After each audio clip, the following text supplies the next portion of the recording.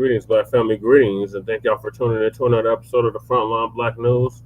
I'm your host, Chan Krumman, and we're joined with our other host, Lady Che, who's in the background. And we should be joined with Shabaka Sankori, Shabaka's Black Experience Enhanced, which I'm the co-executive producer and co-host of. And on this season 5, episode 50, 50, part 1 of the Frontline Black News, we'll be discussing several topics. The first one is, of course, those tangibles. Continue to demand something tangible for your vote, Black family, all the way between now and 2100. Then Alexandria Ocasio-Horseface, cosplaying as a Black woman, tries to compare Black Americans leaving the South to immigration. The tetherosity. Then Tiffany Cross and Angela Rye are dumbing down Black America. Yes, we already knew that. Terence Crawford honored by Black, Brown, and Red Coalition. Told y'all about that. Race soldier Sean Grayson found guilty of unaliving Sonya Massey. This happened last year. Faces up to 20 years in prison. If you ask me, he got a slap on the wrist. He should have got life without the possibility of parole. He literally told the sister he was going to shoot her in the face, and that's exactly what he did. Lessons from the NBA gambling scandal. Man speaks after recording viral video of Baltimore police attempting to run over civilian. Black mayor puts racist neighbor in her place after being harassed. And then we're going to head to the city of Angels, Los Angeles. Erupts into chaos. Police refuse to intervene in riot. And we are based out of East Denver, North Aurora, Colorado. We get the news from a frontline and Black First perspective. We are a part of the New Blacc Media and also the signal boosters of the New Blacc Media. We have been around for 5 seasons now and counting, and we have several platforms that are part of the Frontline campaign. Frontline Black News is the first one, and we started that back in the end of 2020 going into 2021. And then Shabaka's Black Experience Enhanced is based off the 50th anniversary of the founding of the original Black Panther Party for Self-Defense. We started on Blog Talk Radio back in 2016 and have been around for 10 seasons now. Shabaka's Black Experience Enhanced covers the Black experience from the beginning of time until 10 minutes ago. It's also a part of the Frontline campaign and has recently, within the last 2 years, moved from Blog Talk Radio to StreamYard. Please make sure you like and share the broadcast of the show, FBA family. And please join us on StreamYard, YouTube, Frontline Black News. The links to all of our channels are in the description. Frontline Black News, Frontline Black News 2, the backup channel. My personal page, Jesse Paris, aka Chan Krumman. The Revolutionary Agenda, Lady Chase channel. Jay Militant's Was Cracking TV with Jay Militant. He was just live, so he should be joining us here shortly. And then Cool Keezy, brother, does our intro track usually for Frontline Black News. His link is in the description. Our brother Church of Black Power is out of Watts, California, who's now in Houston, Texas. His link is in the description. And our young brother Black Truth United, his YouTube link is also in the description. Also, we have the petition for reparations, change.org petition. Please sign it. That link is also in the description. Our brother Black Rotom Reloaded funeral and memorial, which took place earlier this week. His GoFundMe that his daughter set up is in the description. The FBA brother that mocked the death of Charlie Kirk, the racist white supremacist Charlie Kirk, Davion Canty Jr., and who was expelled or withdrawn from the Texas University. His GoFundMe is also in the description. Help Greg Marcel Dixon, a brother that ran twice against Jimbo Jangles Clybourne out of South Carolina. He's been a teacher for 10 years, and his GoFundMe is also in the description. And Lady Chase GoFundMe is in the description. Also, we have the copyright disclaimer under Section 107 of the Copyright Act of 1976.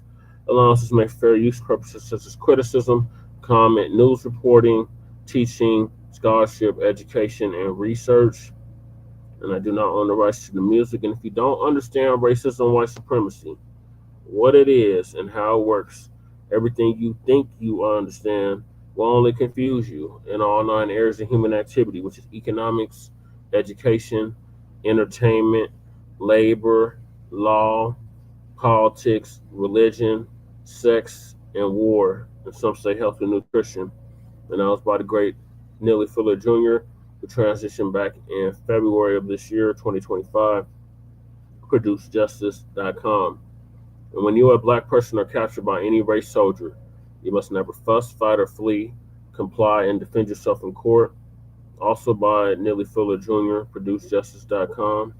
And last but certainly not least, we got racism and white supremacy as conscious and subconscious behavior to maintain white genetic survival to prevent white genetic annihilation. And that's by the great Dr. Francis Cress Welsing, who transitioned back in January of 2016. So those are the topics. Thank y'all for tuning in. Make sure y'all hit that like button and the subscribe button and share this show, this broadcast out. So I'm gonna hop right into it with the tangibles. This is the year and a decade of tangibles. Continue to demand something tangible for your vote, Black family, all the way between now and 2100. So back in 2019, our good brother Tariq Nasheed, who's out of LA, Los Angeles, California, came up with the hashtag Tangibles 2020. And in it, he was detailing everything that we, meaning the foundation of Black Americans, descendants of American child slavery freedmen, we're going to demand from the two-party system. So I'm going to read this like I've been reading since our inception, and even before that when we were on another platform known as Mile High News. So instead of 2020, it's 2025 for the local elections, 2026 for the midterm elections, 2027 for the next Denver election, and 2028 for the next presidential election. And all those elections are coming up. Election day is November 4th. And foundational Black Americans are going to reject the 50-year-old plus malign neglect policy that has been implemented by the political system.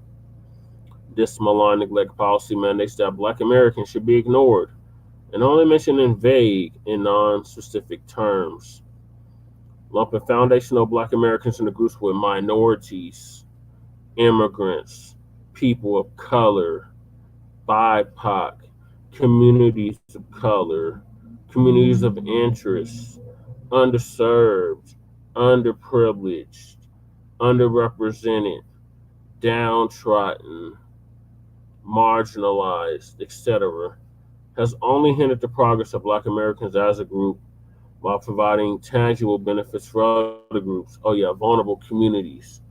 Has only hindered the progress of Black Americans as a group while providing tangible benefits for other groups. In this election cycle, like I already outlined, Black Americans are going to insist that our needs are specifically met by politicians who are seeking our vote. Foundational Black Americans want tangible benefits specifically for us. We do not want trickle down secondary benefits that are provided for every group. Every group has not been systematically marginalized and disenfranchised in every area of society as foundational Black Americans. So we refuse to be lumped in with groups who often assist in the exploitation and disenfranchisement of Black Americans. So politicians must offer tangibles, specifically the foundational Black Americans, or we simply will not vote for them. Be sure to spread this message far and wide on social media using the hashtag Tangibles2020. And that's exactly what we've been doing, Black family, for the past 5, going on 6 years. Actually, going on 7 years. It's going to be 7 years in 2026. And we're not letting up. Like we said from the very beginning, it's going to be a marathon, not a sprint. And we in it for the long haul. It's going to be a generational long fight. So this is the reparations generation. Shout out to Black Alpha Network. We are the reparations generation, and we're not letting up on them tangibles. So any politician, local, state, federal, that's seeking your vote, demand something tangible for your vote. Otherwise, don't waste your time. So when we're talking about something tangible, we're talking about something that's real, something with substance, something you can count, measure, feel with your own hand, i.e., reparations, i.e., a check for past, present, and future atrocities that have been brought against our people and continue to be brought against our people in 2025. An anti-Black hate crime bill, um, direct lineage cash payment reparations, an anti-Black hate crime bill, similar to the one that the Asians received during the scandemic, pandemic. And then we would like tax-free exemption, land allotments or land grants, and an end of qualified immunity in all 50 states, just for starters. So if they're not coming with any of that, don't waste your time voting for them, Black family. No more symbolic gestures. No more the first Black this, the first Black that. We're not going for that no more. If they're not coming with lineage-based, tangible policy, then we're not going to vote for them. And the reparations amount is now on to the gazillions. We started at 100 trillion. It's been gathering interest, compounding interest. So now it's in the gazillions. So if they ain't talking about trillions for reparations, starting at the very minimum 20 trillion, based off of Sandy Darity and other Black economists' estimates, then don't waste your time. It has to come from the federal government. These state governments are going to try to give us the runaround like California did, and we just can't have that. So if they're not offering any of the above, don't waste your time voting for them. Lady Che. Lady Che is knocked out. So yeah, that's the tangibles. So continue to demand something tangible for your vote, Black family. We in this for the long haul. We're not letting up. You think they would have learned from 2024, but they're going to have to keep learning in 2026 and in 2028 and in 2030 and 2032. I think by 2032 they'll get the memo. We're not playing about our goddamn tangibles. But we shall see. All right, so moving along, Alexandria Ocasio-Cortez, the one that said she has African blood, but she's not Black.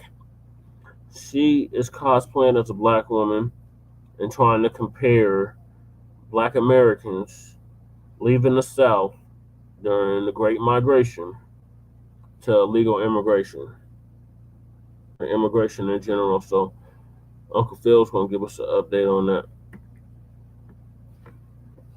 I know everybody's asleep. Don't forget to set your clocks back too, because daylight saving time is ending here in less than an hour, in a few hours. So we're gonna gain an hour of sleep, which will be much needed at this point. Shout out to the viewer.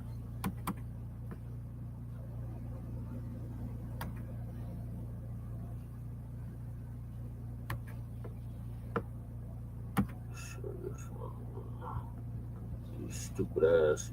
Yes on 310. No on 310 actually. No on 310. I'm gonna do a whole show on the damn ballot out here. You've tried it your way, but you're still in debt?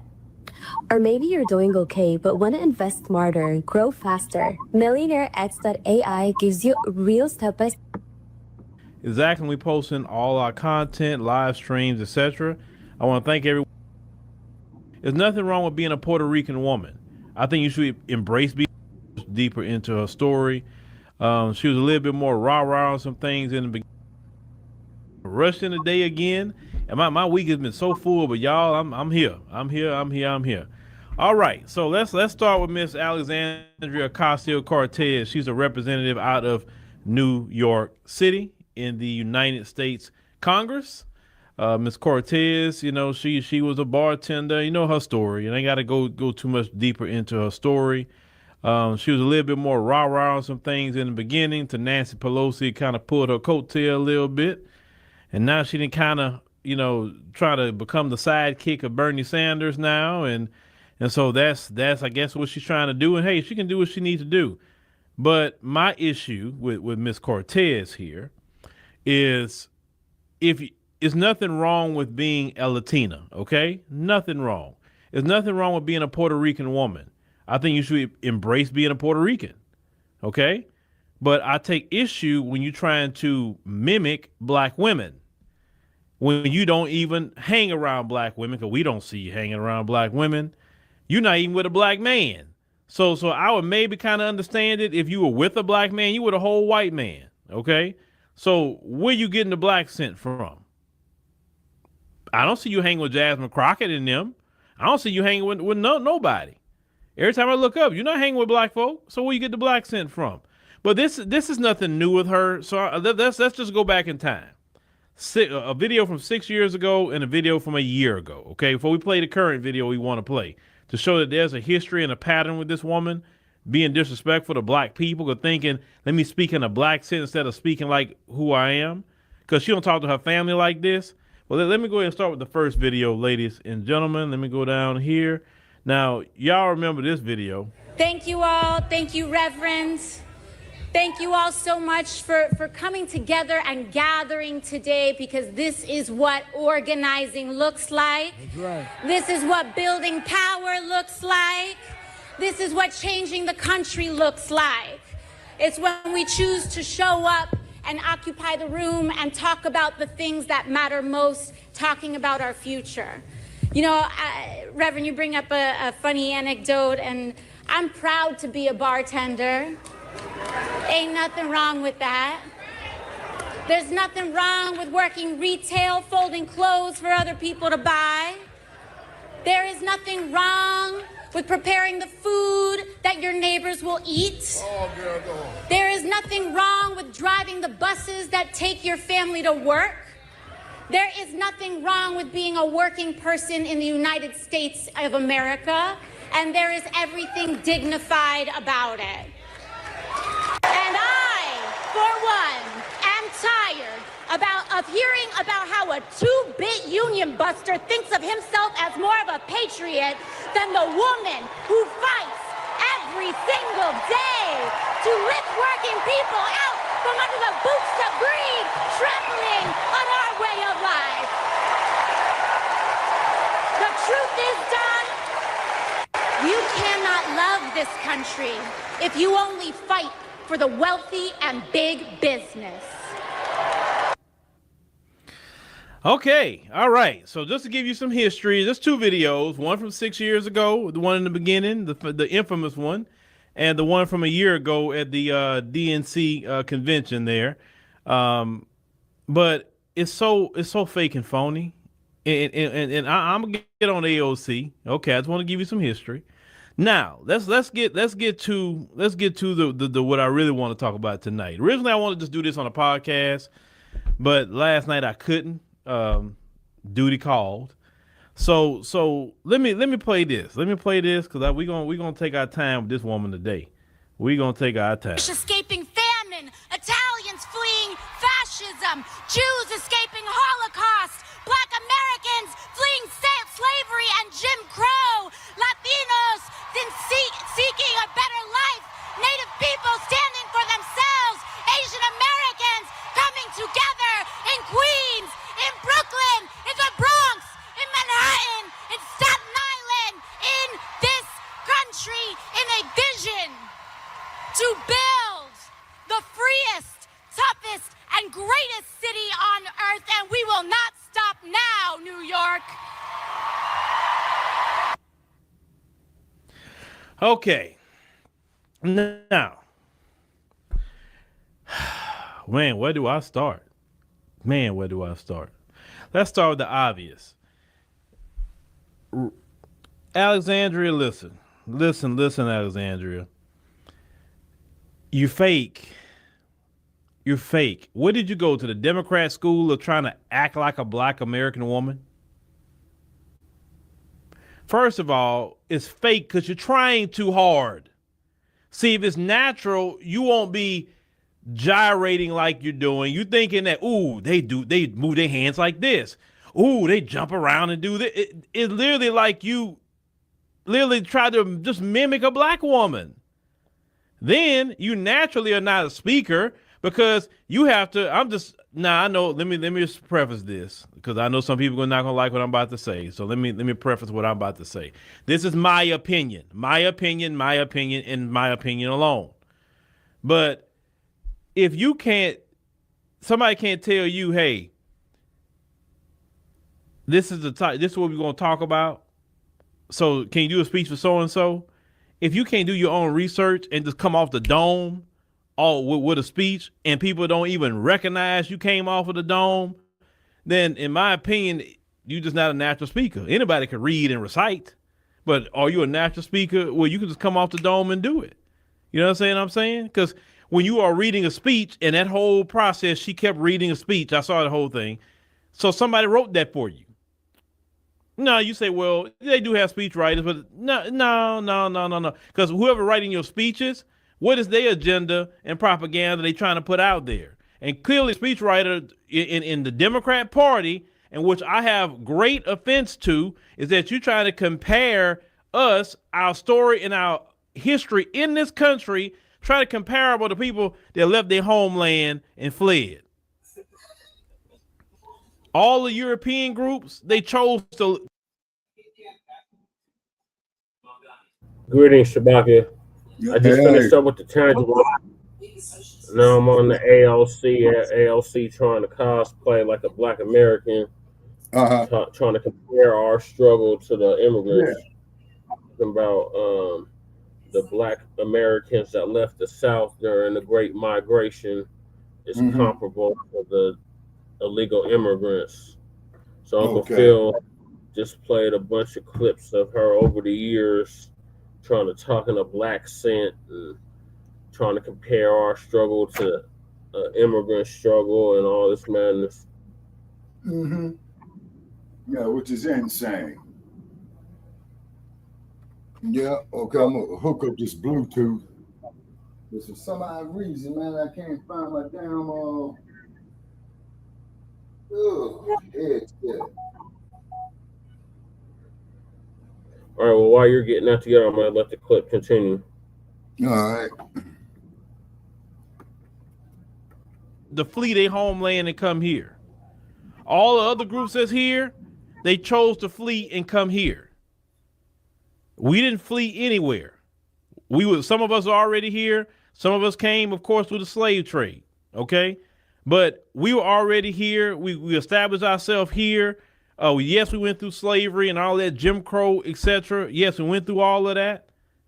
But comparing us to people that got a passport, to people that got on a plane to come here, or chose to go in a caravan to come here, to cross our border to come here, and then when they got here, they didn't have to fight for anything because all the work was done by Black Americans. AOC, you wouldn't even be a congresswoman if it wouldn't be for the fight of Black Americans. What is it with you Democrats trying to compare us to immigrants? Black Americans leaving the South and going to the North, that's in our own country. We didn't leave America and went to Canada and Mexico and all these different countries. Then at that point, you can say we fled America. People go to different states all the time for better opportunity. So that means if I was to leave Houston and go to Atlanta and say, here's a better opportunity for us in Atlanta, for our company or whatever, I fled to Atlanta. It's the United States of America. You can't flee your own country.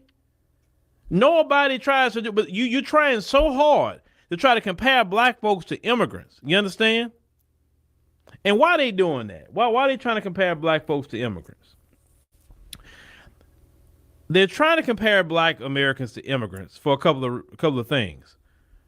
We talking about reparations. They want to tie in immigrants to what we're talking about. And if they can tie in immigrants to what we're talking about with reparations, then they can kind of push it. And then when they start dealing out the checks, it's going to go to immigrants. It's not going to go to Black Americans. That's number one. Number two, comparing us to immigrants is cultural erasure. They already don't pay attention to Black folks' issues already, right? But if Black folks let them play this game of putting us equal to people who chose to come here. I don't care if you came here by asylum or whatever. It was a choice. You chose, or maybe your mama chose, or your daddy chose. But regardless, somebody chose to come here. It was a choice. You went through whatever you went through in your country, and I'm not saying you didn't go through nothing. That's not what I'm here to say. But you chose to come here specifically. If you're not Mexican, if you anybody outside of Mexican, you went all the way through Mexico to come up here. A lot of you passed up a lot of Latin American countries to come up here that speak your language, that have your culture, maybe a little different variations of your culture, but it's still, for the most part, your culture. No, you chose to come up here to the United States of America. We didn't choose to come over here. We didn't choose to go through slavery. We didn't choose to go through convict leasing, redlining, just straight medical experiments on our people, mass incarceration, all things that we've dealt with. We didn't choose any of that. What person in the world would choose that? And you come here because you wasn't getting any of that when you got here. Because we kicked down the doors. We opened up opportunities for all immigrants to come here and thrive. Then you get here and you get in positions of power, and then you disrespect the people that got you here.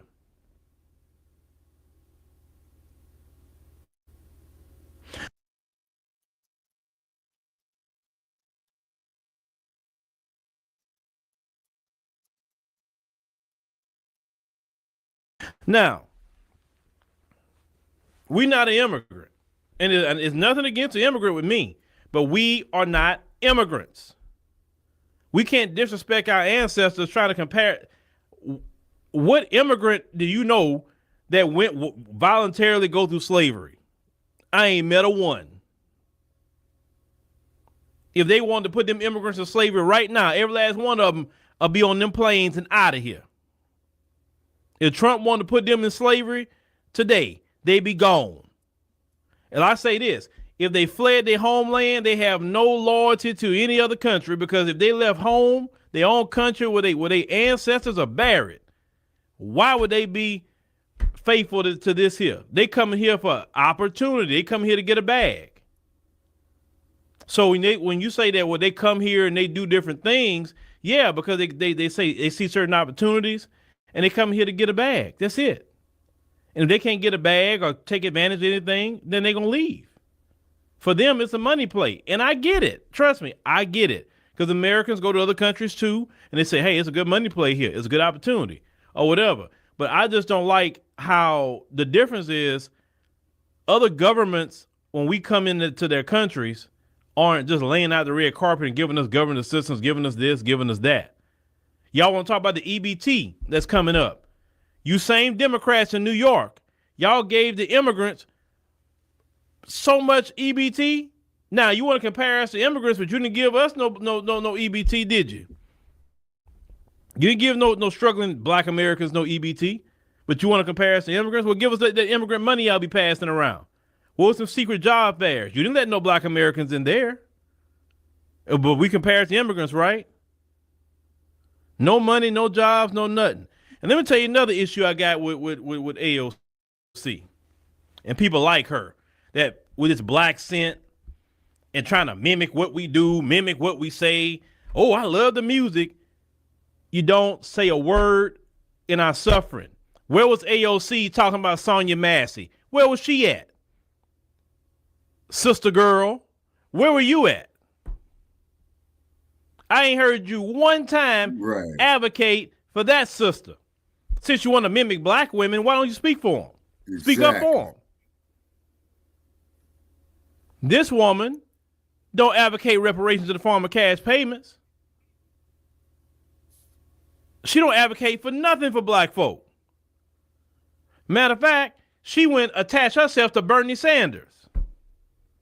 She ain't going to attach herself to Jasmine Crockett. I don't even see her with Ayanna Pressley no more. I don't. Remember the squad originally? Ilhan Omar and Ayanna Presley and what's her name? Rashida Tlaib and then you had Cori Bush. I don't see her hanging with them women no more. Well, of course, Cori Bush got voted out because AIPAC was behind that. And if you let me say something about that. People talk about AIPAC a lot, but it's still the voters' fault.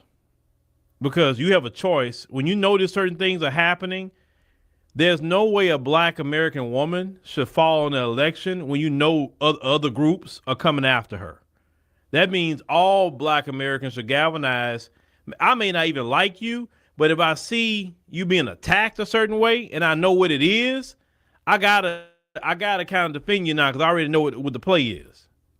And if they put up a bootlick to go against you, I don't see how that woman lost that election. I really don't see it.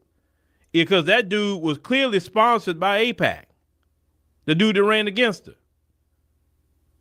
But that's, black folks got to tighten up. You got to tighten up about certain things. You can't see other groups don't let you play with them like that. You understand? But this is a new day. This is a new day.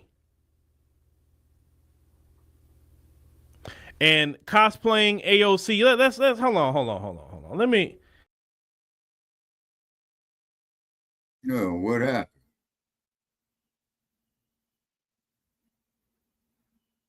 Okay, once again, StreamYard and this nonsense. Okay, folks, waiting for Brother Che to get back off and to reconnect into the studio.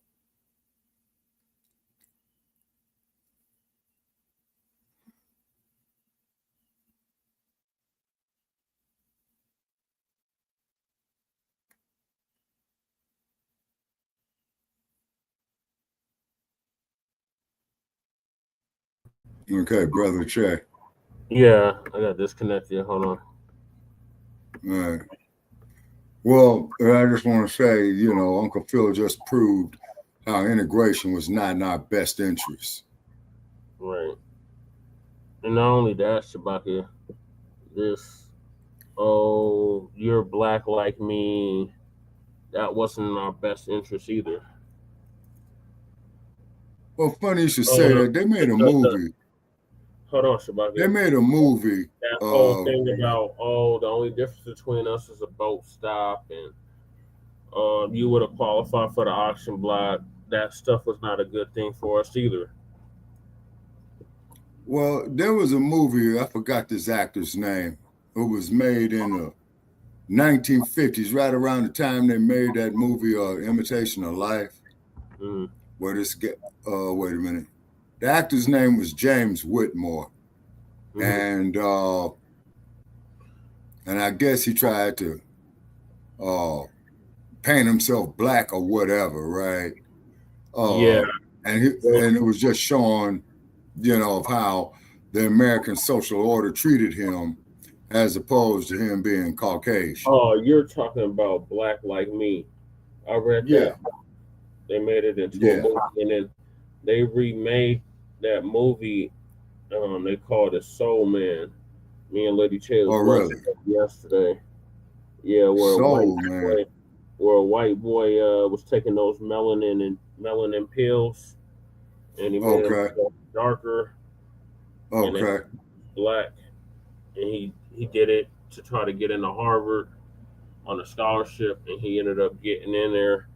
And then when they found out he was white, he had to, make an amends for that. Sounds similar to that Alan Bacc shit they had in California in the late 1970s. Yeah, it's still happening, Shabaki. You got people like Rachel Dolezal. You got people like Donnie. Oh, yeah. Yeah. And so, then, every brother and a brother, every sister and a sister, all our skin folk is not our kinfolk. So, and then a couple of days ago, I had to check a cat on that, coming up to me with that brother shit. Mm-hmm. And I said, how are we related? Well, Yeah. you know, man, all the black guys that says, look, man, let's change the subject. You know what I'm saying? For two reasons. One reason was because I was in a pissed off mood anyway, and I didn't feel like getting booked. You know what I mean? Yeah. Say, you know, but it is what it is. You know what I'm saying? And integration was the worst thing that happened. And it would be nice to get Ruby Ridges, you know, on the platform. But StreamYard, man, they're playing a lot of games. Right. Well, integration was just thrown on us. It wasn't really right. It wasn't really implemented like it could have been. It was just thrown on us. I was talking to an elder earlier. Me and Lady Che were on this listening session for the racial equity study here in Colorado. And this elder was telling us about how she had to go through the school busing system. This elder was a teacher for a number of years at East High School. And she's telling us about her upbringing and how her and her family were treated, and they were like the first family to move into Park Hill, and how they were treated when they moved into Park Hill, and all of that. And I was like, well, yeah, I've heard similar stories. My family, Chairman Sekou's family went through the same thing. So it was very telling. Yeah, and then the sister's in her early 70s. She said she was 71. She was born in 1954. Okay, the Brown versus Board of Education year. And then I might be making a trip up here to Panthertown. Okay. Well, avoid them tellers. Yeah. There's a whole bunch of tellers in Oaktown now. Yeah. Well, let me this clip, Shabaka.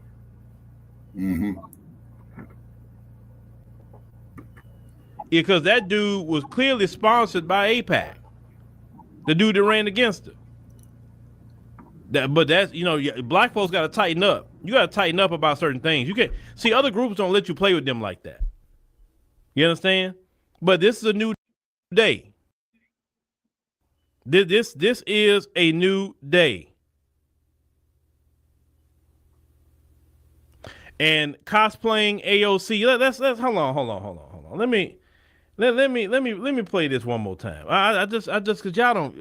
I'm telling you, just hold on. Escaping famine, Italians fleeing fascism, Jews escaping Holocaust, Black Americans fleeing slavery and Jim Crow, Latinos seeking a better life, Native people standing for themselves, Asian Americans coming together in Queens, in Brooklyn, in the Bronx, in Manhattan, in Staten Island, in this country, in a vision to build the freest, toughest, and greatest city on earth, and we will not stop now, New York. Oh, fuck New York City and the whole goddamn state of New York.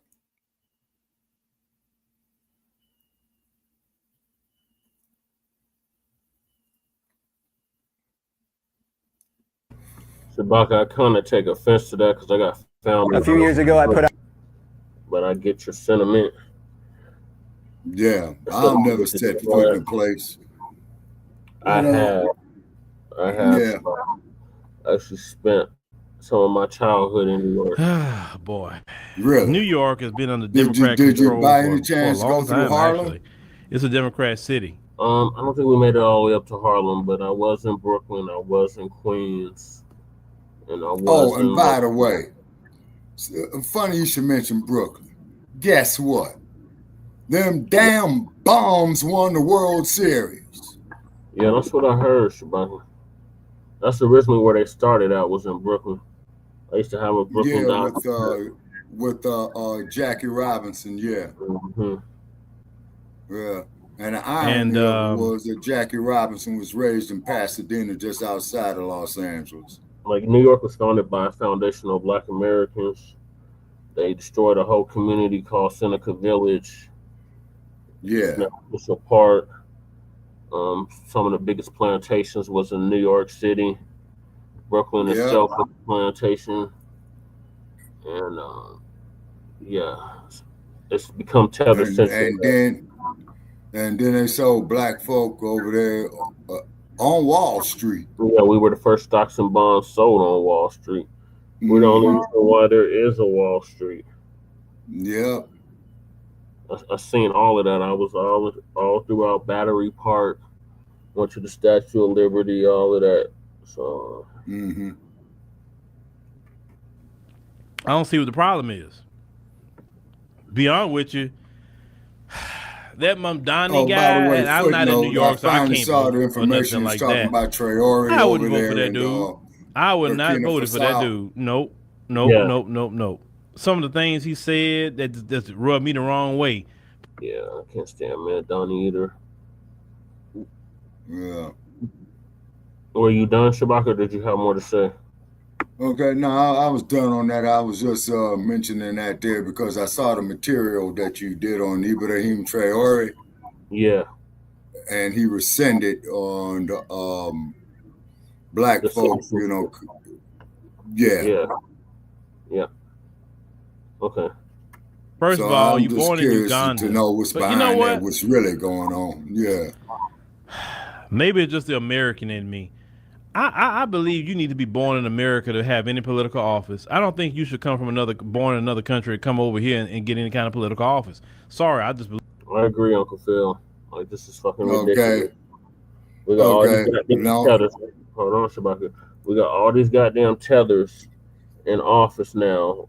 Like, just in case, instance, my state of Colorado, we got all these goddamn tethers in office. The historic 8, whatever, majority of them are goddamn tethers. We got people from Mm-hmm. Africa. We got people from all over the damn world in government right now. Mm-hmm. Just like, what the fuck? Like, y'all, I agree with Uncle Phil. They should not be holding no public office because they're not going to hold America's best interest. They're going to have their homeland's best interest in mind, like Ilhan Omar. She keep talking about all the stuff she want to do for the Somalia or the Sudan, but she ain't over there. She's over here. She's supposed to be representing us, Black Americans.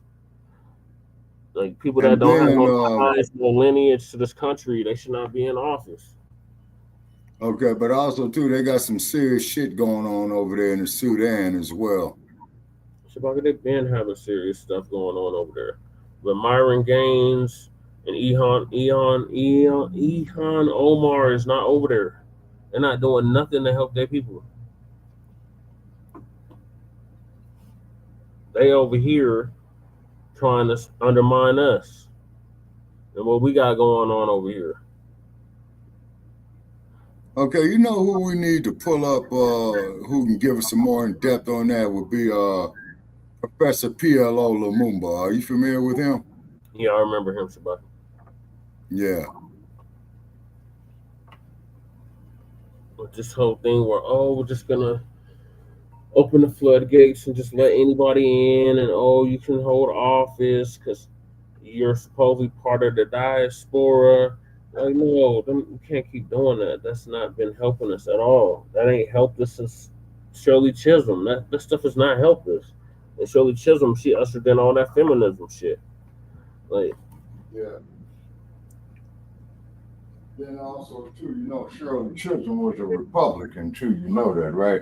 she was a Republican, Shabaka, but the whole point is she was not of America. She was not of America. She was not born in America. She had no. Oh, really? Where was she born? She's a Caribbean. Really? Yes. Okay, I didn't know that. Okay. Even if she was born in America, her parents was not born in America. Mm-hmm. So we got a bunch of first, second, and third generation immigrants holding positions of power, making decisions on our lives, and what resources and what programs and benefits come to us or don't come to us That's a big problem. Mm-hmm. At the CBC, majority of them was a bunch of damn immigrants. Well, that's why we got to build our own businesses and with have it, because like I How told you you when can I was build in a Los business if you Angeles. can't get the loan to start the business? How you gonna have a business if you can't get the capital? You got people like this in office that they looking out for their people. They delineate. Black Americans is the Okay, only ones that's not delineating. They put okay, their we'll have people to on. grassroot it, brother They're Che. not putting us on though. Yeah, That's we what would this have to whole. grassroot it, That's why this whole and flat. it'll be an uphill battle. That I agree with you on. That's why this whole flat blackness and oh, because you're from the diaspora, you're a brother or sister. That stuff is for the birds now. We can't keep doing that no more. FBA gotta literally take care of FBA at this point. We get an FBA in office. That FBA needs to put FBA's best interest in mind. No more of this. Oh, Oh, I gotta do for everybody. I can't prioritize you. No more of that. We already got tellers in office that tell us that. Oh, we can't do nothing specifically for you. We got people like Kamala Harris ain't even black, but they keep lying, talking about she's black, and she oh, never I'm not said gonna do nothing nothing strictly for specifically black for people now. now. Yeah. And fixing greens in a goddamn bathtub, man, that shit's unsanitary. And it's un-American, it's un-FBA, it's not what we do. We don't do that there. Yeah, I ain't never seen nobody in my family, and everybody on both sides of the family eat greens. I ain't never seen nobody in my family put greens in. Right. Same here, Shabaki. Same here. I believe that's just the American in me. Maybe it's because my people's attached to the beginning of this country. Maybe I just feel that way. But I don't think somebody born in any other country should be able to come over here and take political office. That's just my opinion. Well, yeah, well, my personal Because a whole lot of opinion is countries I are can like care that. less. You can't take political office No, that's the unless you are problem, born there. Shabaki. Even if you become a citizen there, if you We wasn't born. can't have that. We can care less. That's what got us in the situation that we're in now. That I could care less. That ain't been helping us at all. That's why we got all these goddamn tethers in the CBC and all these governmental positions. Mm-hmm. That's why we have that, because a lot of our people say, "Oh, I could care less. Oh, I don't care if they was born in another country. They still black and all that." And that's not helping us. That has not helped us in 60 years. It definitely has not helped us. So we gotta care. Born there, Brother then no, Che, you can't do it. I really don't have an issue with that because that dual allegiance stuff, that's something to be concerned Right, we about. can't have people with dual allegiances. That's been our biggest problem. We have people with dual allegiances in positions of power or proximity to power. That's a well, big look at problem. Obama. Exactly. Obama, that should have been a wake up call for all of us. Like, this dude, he's not FBA. He don't have no ties to us. He did not have the black experience in America. Of course, he's not going to do nothing for us. But we were just so happy to have a so-called black face in a high place, in the highest Yeah, office of the land, and we didn't get nothing tangible from it. yeah. And then he said he couldn't do nothing about the police killings of unarmed black people. Why would he? He didn't have that experience growing up, having to deal with Crash and other police. Yeah, He didn't have yeah. none of that. He had to And get what was that crew that you all had in Denver? It was similar to LA's Crash. grid. Yeah. Yeah, they still around. Gang reduction. What is it called? Great gang reduction intervention. No, wait a minute. Gang Reduction Intelligence Division. Yeah, intelligence division. Thank you, Shabaka. Yeah, they still around. Mm-hmm. In my opinion. Yeah. Anyway, so he's born in Uganda. And you know, The they land found of out Idi he got Amin different set Dada. asides. Those for African. And he was Nobody born in fool Big Daddy. he ain't no goddamn Uganda. Fucking. He's a damn Indian, just like Kamala Harris. His whole family from Oh yeah, you talking about that motherfucker who's running for mayor in New York? Yeah. yeah. And he's selling them a pipe dream just to get the vote. And Yeah. he gonna usher in socialism. If he becomes mayor of New York is fucked. I mean, New York is already screwed, no matter who gets in. But if Mandani get in, they're really screwed. Yeah. And then, of course, on socialism, we all know how Karl Marx felt about us, saying that we didn't have we're the not intellectual intelligent enough capacity. to, Yeah, saying we didn't have the intellectual capacity to understand it. Mm-hmm. To hell with Karl Marx. Right. Yeah, when I heard that, man, that's when I said, fuck it, you know? Yeah. Mm-hmm. Americans he put down, he was an African American. See, this is why we gotten rid of that. That's why we don't do that no more, because too many people have played into that and got because they'll set aside those for African Americans, but for the freedmen. What wasn't for these people to come in and worm their way into things. This is why they don't like the terminology that's being used today. They don't like. Mm-hmm. Yep, man, Donnie, he lied, said he was African American when he was in college, so he get access to them scholarships. And he's not alone. So many of them that do that shit. Yeah, and the cold part about it is that they fell for that bullshit when he's clearly a Caucasian. No, he's not Caucasian. He's one of them Gandhi motherfuckers. He's one of them Gandhiites. Yeah, that's why I'm gonna start calling them motherfuckers Gandhiites. He's an honorary Aryan, Shabaki. He's not. He's not African. He's an honorary Aryan. But he played off the system. Oh, I'm gonna pretend to be African American. I was born in Africa, and now I'm an American. That's why we can't go for that shit no more. Yeah, in other words, like the boar. You know who I'm talking about? Yeah, Elon Musk, exactly. Yeah, the boar. Mm-hmm. Because, and that's why they keep trying to worm their way into it, try to, sneak in when the door trying to close, trying to find a little crack so they can slither in to what we got going on, because what we're doing is kind of fortifying the fort and calling out somebody like AOC right now. See, at one point in time, black folks would have thought that would be a great thing what she was doing on that video. I was like, oh man, she down. Oh man, she like one of us. Yeah, I mean she's Latina, but man, she like a black woman.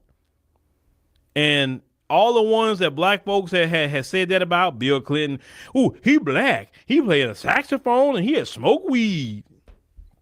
Yeah, what happened with that black man for you? Yeah, who put the federal crime bill I'm so glad we are introduced by Biden. A little bit more educated now on these politicians. And I would say this much to black Americans, especially black American women. If you see her doing that mess and you have opportunity, call her out. Call her out. Because what has she done for black women or black people? What has she done? She don't advocate for a freaking thing for black people. And get with Bernie Sanders, that dude never advocates for black people. He was asked so many times about reparations in the form of cash payments, even on The View. Sonny Hoyson asked him about reparations. He tried to act dumb about it. And when she said reparations, cash, no. He said no. And that's the person she wouldn't join. The dude that don't want black Americans to have reparations. So yeah, to me, you in the same book as Bernie Sanders, to me. The same book. Oh, yeah. Angie B. Oh, she for her people. But that's all the immigrants that come here. They are for their people. They not for nobody else. They for theirs. And that's okay. I'm not mad at them for that. But don't tell us nothing, we for ours. Oh, that's being xenophobic. No, it's not.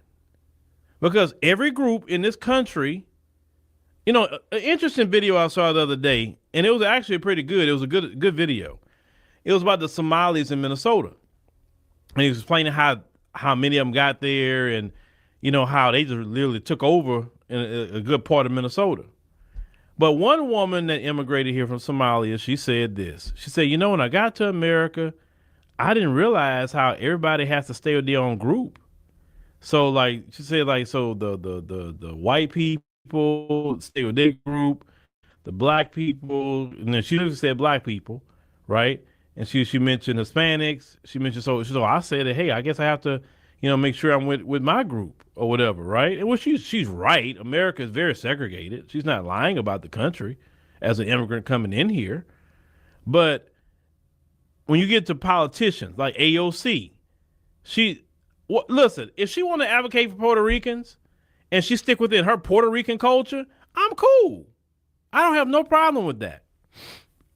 But if there are black Americans in your district and you only advocating for Puerto Ricans, then we got a problem. See, AOC is the political version to me of Fat Joe. You know, and they both Puerto Rican. Her and Fat Joe are the same. They are the same. They want to pull from our culture when it benefits them, but they don't want to do nothing for the culture. Fat Joe was disrespectful, talking about he gonna say the N-word. AOC may not be saying the N-word. Well, we don't know. Maybe she do. We don't know. But her mimicking and trying to act like a black woman is just, to me, extremely disrespectful to black women. If Bernie Sanders needs a black woman, why don't you go get a real black woman then?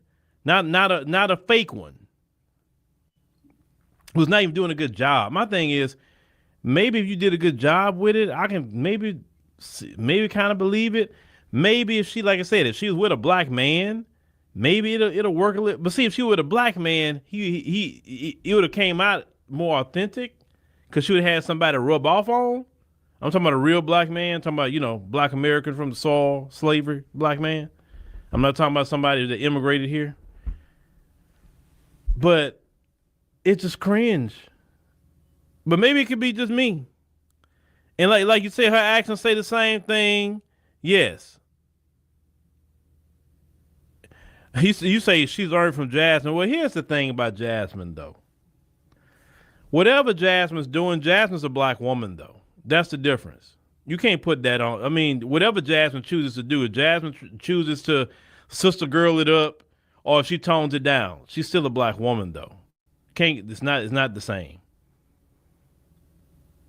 And if she's trying to mimic Jasmine Crockett, she's not doing a good job. Because at least Jasmine Crockett, when she start roasting people, it hits when she do it. You know, she's sassy when she's supposed to be, and usually lands pretty good. I give Jasmine Crockett that.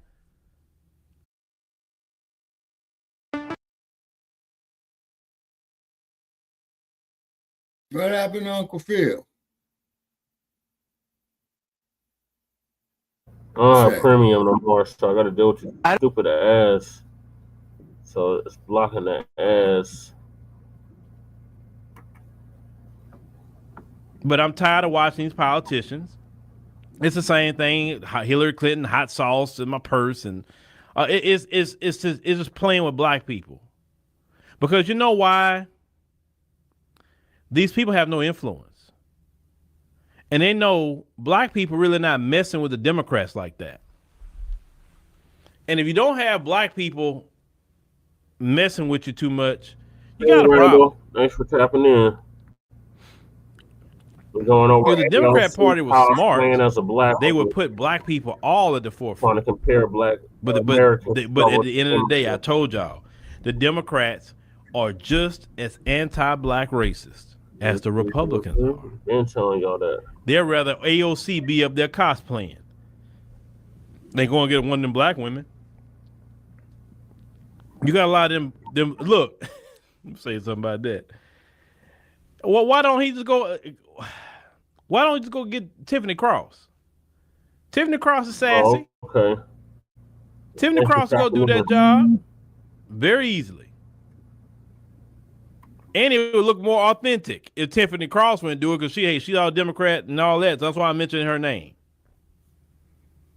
AOC is just cringe. She's cringe. Now, what if I get up here and I just start doing this Latino accent and just doing some stereotypical things that I would think in my mind a Latino man would do? Latinos be like, what the hell wrong with him? He's not Latino. Why is he getting this accent like that? What's wrong with him? Anybody would call it out if I was mimicking an Asian person's accent. And I'm not Asian. They're like, well, what's he doing that for? Anybody will call that out.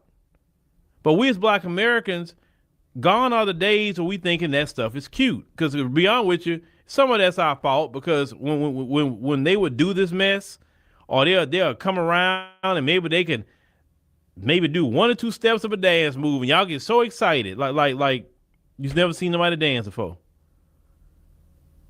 You let them in the events, let them into the quote unquote cookouts, that all that mess. But I'm pretty sure some of us won't let nobody in no more because clearly when they come into to view, and a lot of times eventually sabotage. I'm not saying all, but I'm saying it's never really ended. We never got nothing out the deal. You come to the cookout, you didn't sit up here and say, hey man, look, I'm gonna get y'all this job. I'm gonna use my white privilege for this. Hey man, I'm at the cookout dancing with y'all. Look, I got a partner at the bank. Hey, go talk to him because he can help y'all get some home loans. He's not gonna discriminate against y'all. Go holler at him. When you come around, we don't get nothing out of it. You just get to come cosplay with Black folk and then go back to your life.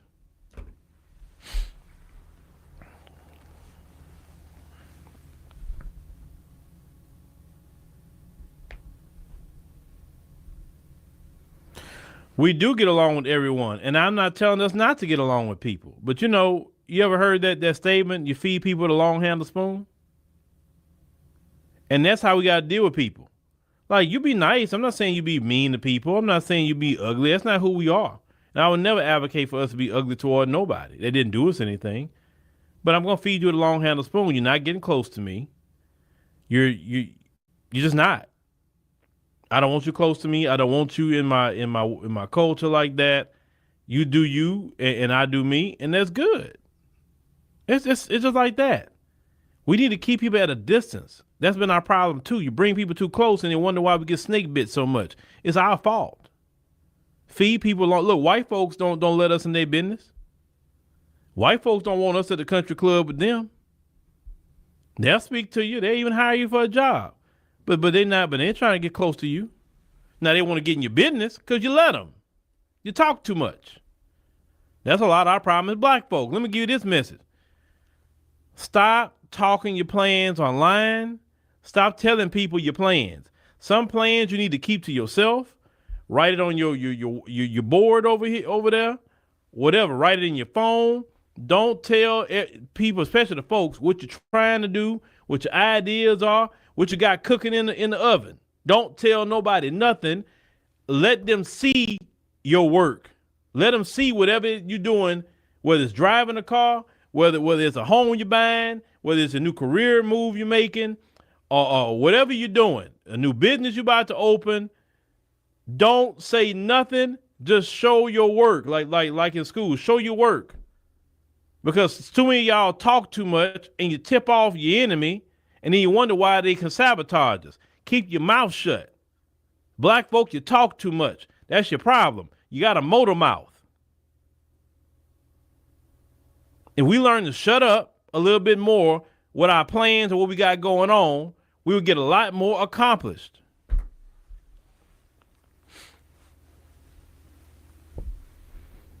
Then the scripture teaches a time for everything under the sun. And it's a time to shut your mouth.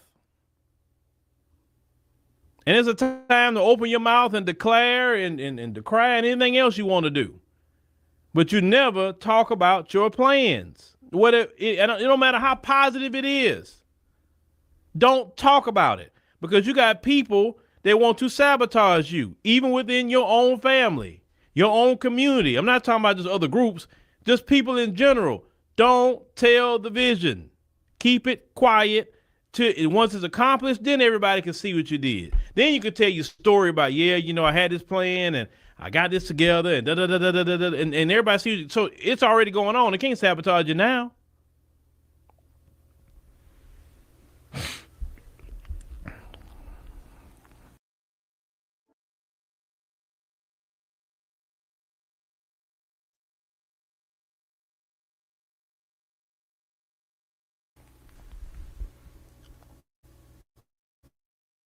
Stop teaching our words. I see y'all do that online. They get to my nerves when I see y'all doing that.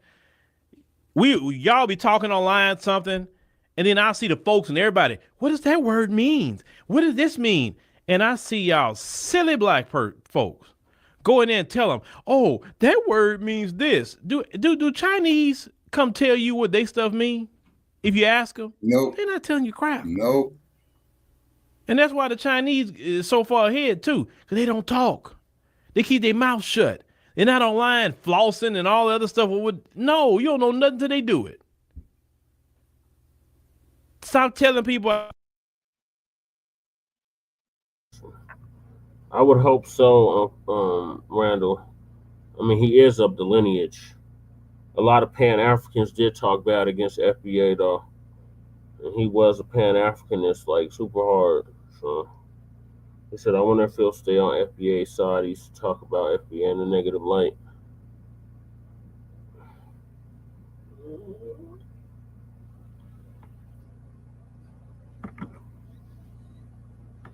Our words. Stop telling people whatever. Don't tell people the inner workings of the community. Why are we doing this? When they asking you direct questions like this, it's not your business.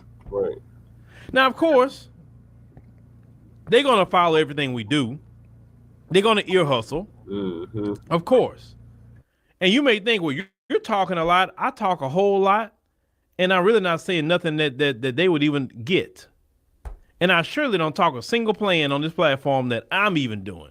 I don't tell y'all nothing. I won't. Because I know they listening to everything that we talking about. Why would I talk about that? Why? They can't stay away from black folk. I know that. You can make a video. I've seen people say, hey, this video for black people and black. So if you're not black, then don't listen. I see people do that, say that in videos. I'm like, please. They going to stay there and listen to everything you say. They are obsessed with black people. I'm telling you, I say for 30 days, if I was like Thanos and had the Infinity Gauntlet, and I could snap all black people out of existence for 30 days, this world go crazy with no black people. They go crazy. They have never, especially these people here, have never lived a day without black folk. They even be complaining sometime about immigrants of other communities, and they say some of you hear some of them say they prefer to be deal with black Americans. Why? Because they've been around us from the beginning. That's why. They don't even know how to not be away from us. They're always in our mix.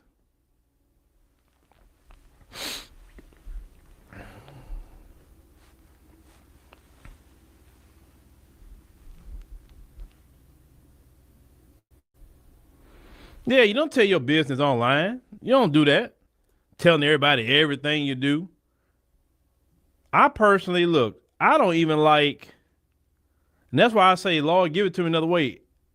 I don't even like the crowdfunding thing. Because you're telling too much of your business, even crowdfunding. You know what I'm saying? You're tipping them off what you're trying to do. You know what I'm saying? Even if it could be something positive, you're still tipping them off. For them to sabotage the good, you could be, listen, let's say you're trying to do something great for whoever, and you want to raise a certain amount of money. You still got them in your business at that point, what you doing. And I just don't like them to know what I'm doing. Not willingly giving them the information. You feel me? That's right, Rhonda. Rhonda say we have 2 ears, 1 mouth. And then the Bible says talk less and listen more. Yes. Yes. And you got 2 eyes too. Read more. Read more. You can listen to audiobooks. You can learn how to handle our money, because I've made plenty of mistakes with money. Okay, plenty. And the things I look back in the past or I made mistakes on, sometimes I can just slap myself in the face. You know what I'm saying? We need to get financially literate as a black community. You got this Christmas holiday coming up. Don't go buy them, and I'm going to talk Port Arthur. Don't go buy them cheering no toys. Go buy them some clothes and shoes. Stuff they need.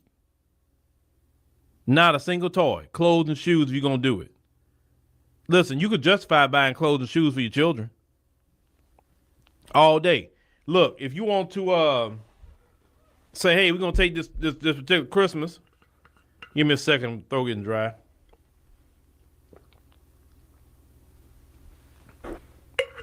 We're going to take this Christmas and we're going to take a family, family trip. Okay, I'm cool with that. Because family trips are beautiful. And you make memories with your family that you'll never forget, and you can hold that for the rest of your life. But just giving these corporations money for the toys, no. That them children gonna throw to the side, that they don't even care about. One of the greatest things you can give these days with them children is a tablet. That tablet got so many games and stuff on it. If you're gonna buy something for your children for Christmas, clothes, shoes. That's what they need. Or if they need a new bed, or something they need.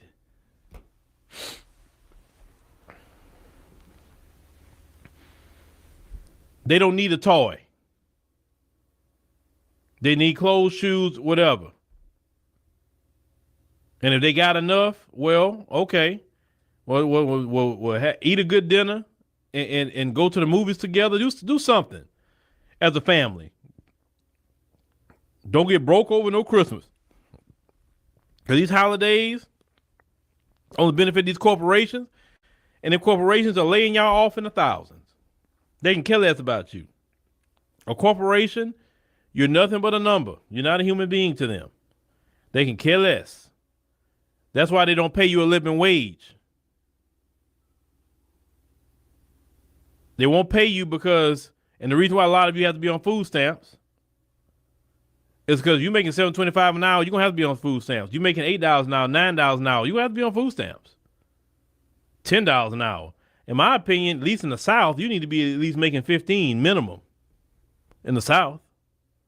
If you're not making $15 an hour, which you probably should make more, but at least $15 an hour, you're struggling. But at the same time, I read on ChatGPT was saying that in America, you actually need to make $25 to $30 an hour for full time. So basically $48,000 a year to even just have a livable wage. Most people, some people making 25 to 30, but most aren't. This is why. If you The cost of living is a lot cheaper in the South, Shabaka. Yeah, but like I said, I'll never go back down there, brother.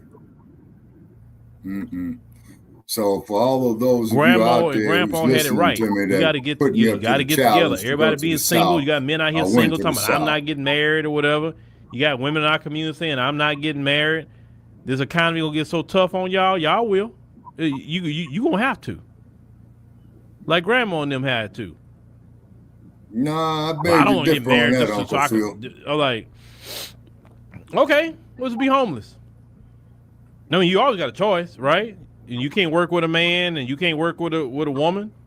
And y'all put y'all two together, and y'all live a good life. What's wrong with that? Building a family. Look, if you don't have family, you don't have a community.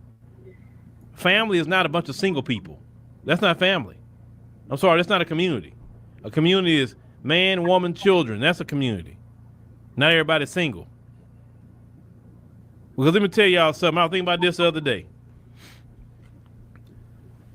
God himself had created man first. And then God looked at that man and said, you know what? It's not good for him to be alone. That's what God himself said. If God thought it was good for a man to be alone, woman would have never been created. So he said, let me create woman for him.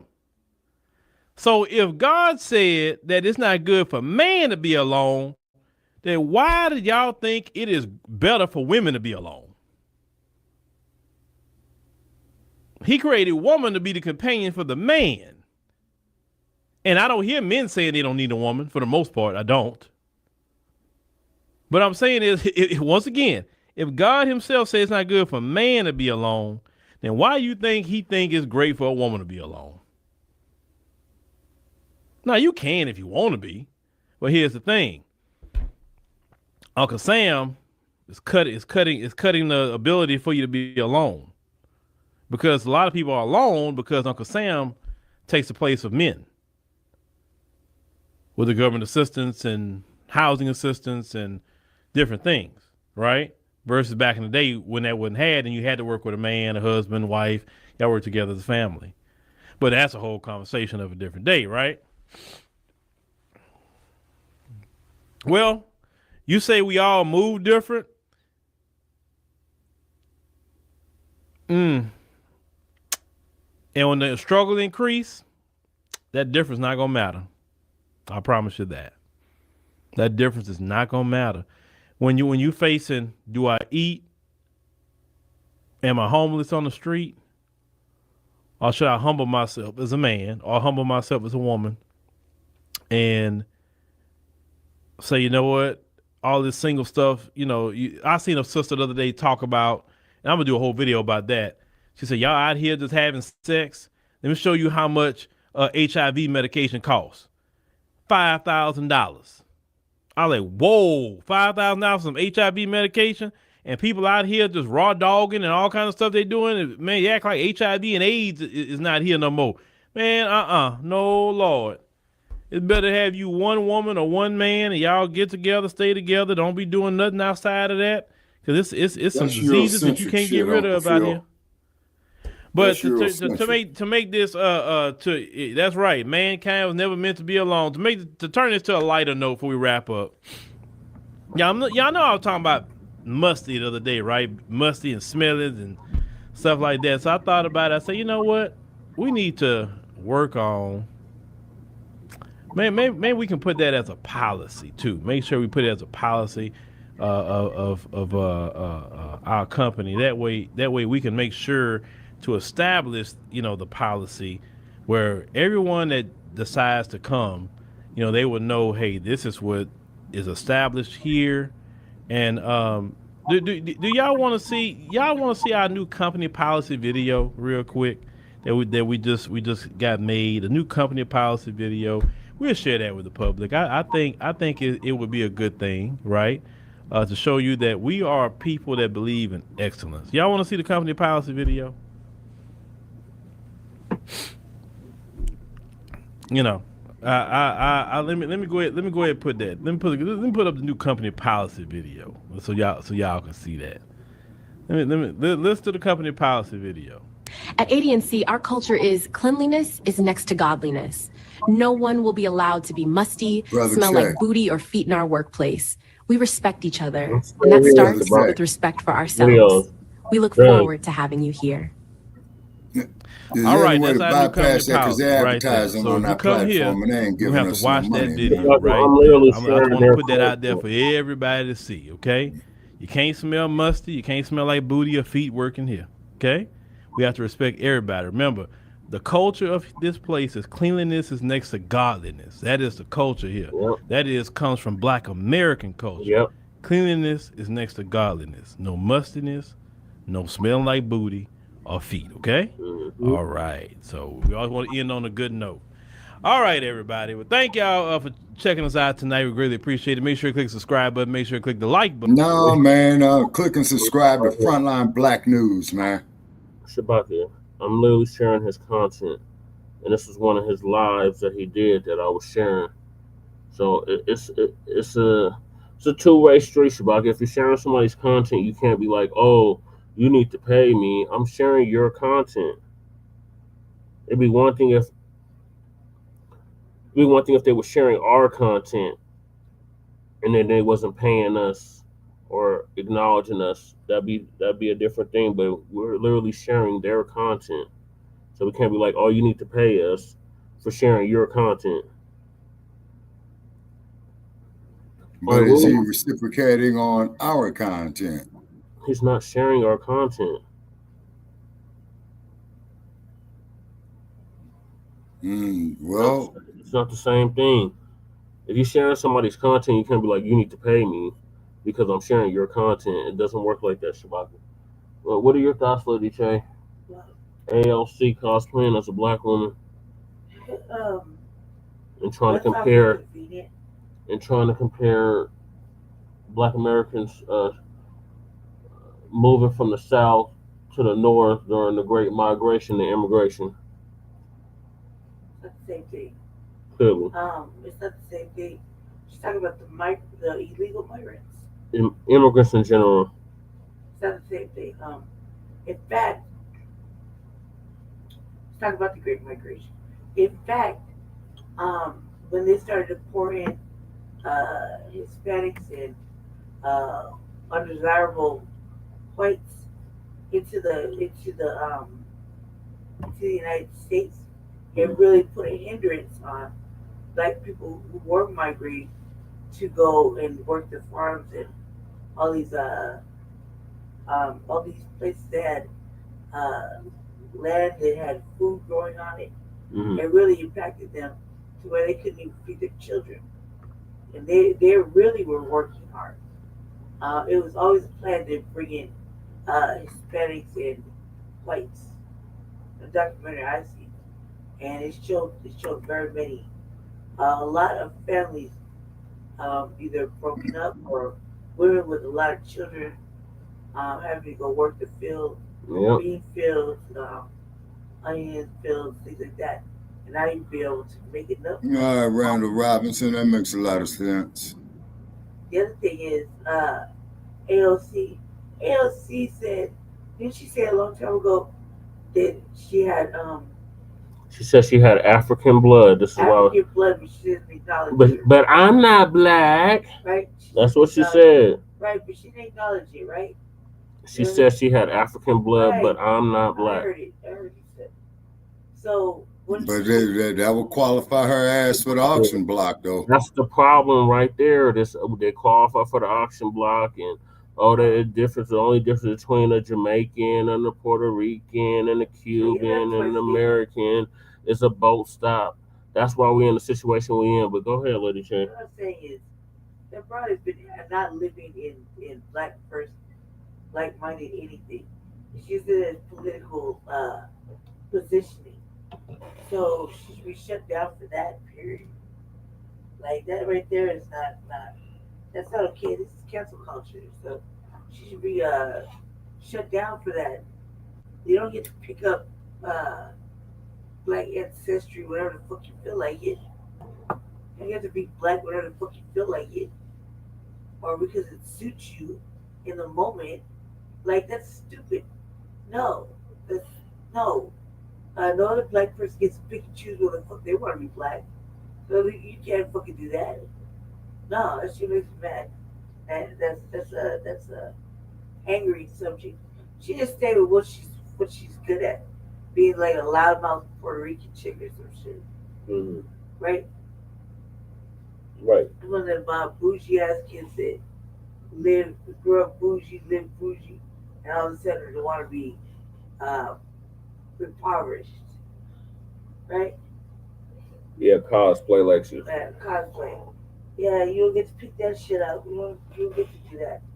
Because when it starts to get hard, and it does get hard every day for black people, you gotta put it down and fucking dip off into the bush and pretend you're a fucking Puerto Rican or Dominican or whatever fucking off-brand adjacent fucking ethnicity you are. You know? Mm-hmm. That's all I gotta say about that. That shit made me mad. Sorry. All right, Shabaka. Angry. What are your thoughts? Okay, what in particular, say? About Alexandria Ocasio-Cortez cosplaying as a black woman and comparing the Great Migration to immigration Well, she's wrong for that. Okay. Because the Black experience isn't her experience. You know what I mean? And she don't know nothing about the police pulling her over illegally, you know, getting shot. She don't know nothing about when Black men, you know, try to go get jobs, you know, and they sit up there and jump on brothers like in the North for applying for jobs. You see what I mean? Randall said, See,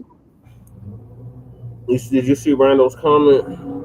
okay, he says right here, okay, America created welfare because they didn't want Black people in the workforce. At one time, service jobs was the only jobs Black people could get. They didn't want to pay, so tips was created. Well, see, that's just it, though. If you ever saw that movie with what was that brother's name out of San Francisco, man? Danny Glover. Yeah. Where him and his other brother was on a paint job. And he told the white man, well, we'll be finished today. Then on the white man drinking his beer says, well, I'll pay you guys, you know, just get the job done. But he ain't had the slightest goddamn intent on paying him. Yeah. Say, a motherfucker like me, say, I would have took that paint and smashed him in his fucking face with it. Which the fuck I would go out here and work, man, and you ain't got my money. Right. That's why you gotta have a contract. Yeah, well, that's why it's called contracting. You know what I'm saying? And then depending on what state you're in, then they want you to get a contractor's license so the state, you know, could break you before the people did start denying you work. You know.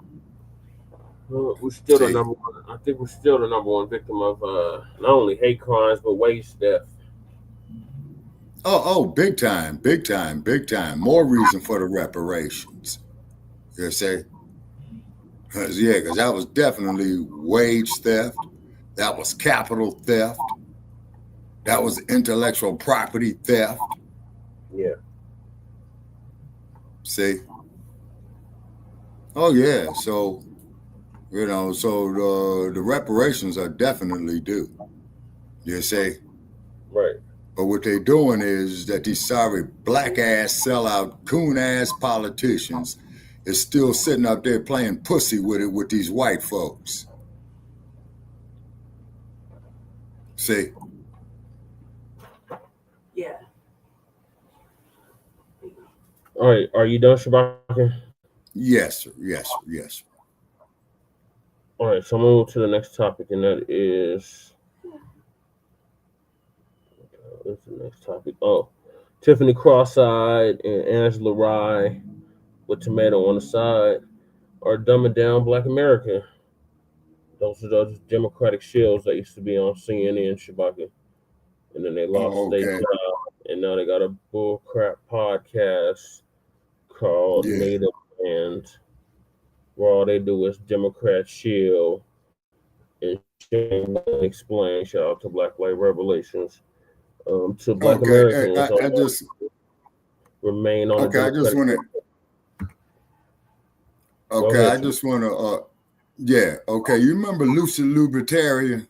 Family and fellow soul. Vaguely, Shabaka.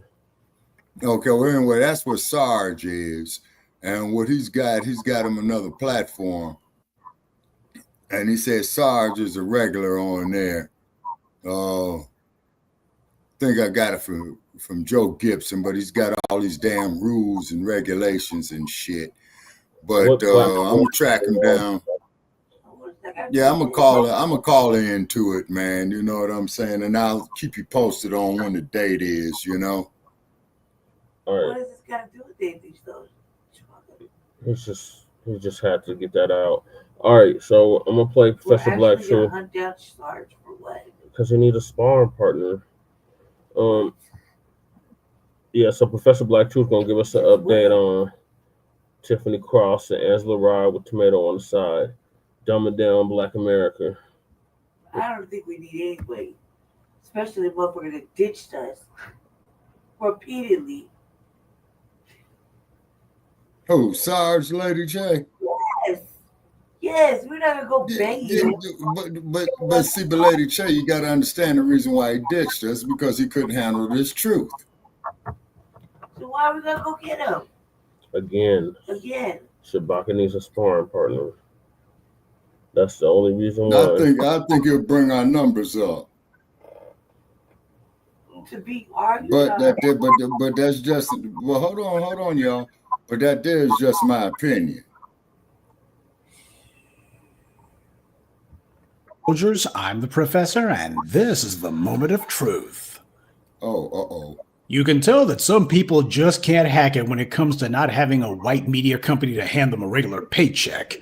The folks over at Tiffany Cross and Angela Rye's little sideshow apparently are doing some real clout chasing. So they were sticking up for Mark Lamont Schill of all people, as if they actually care about the guy.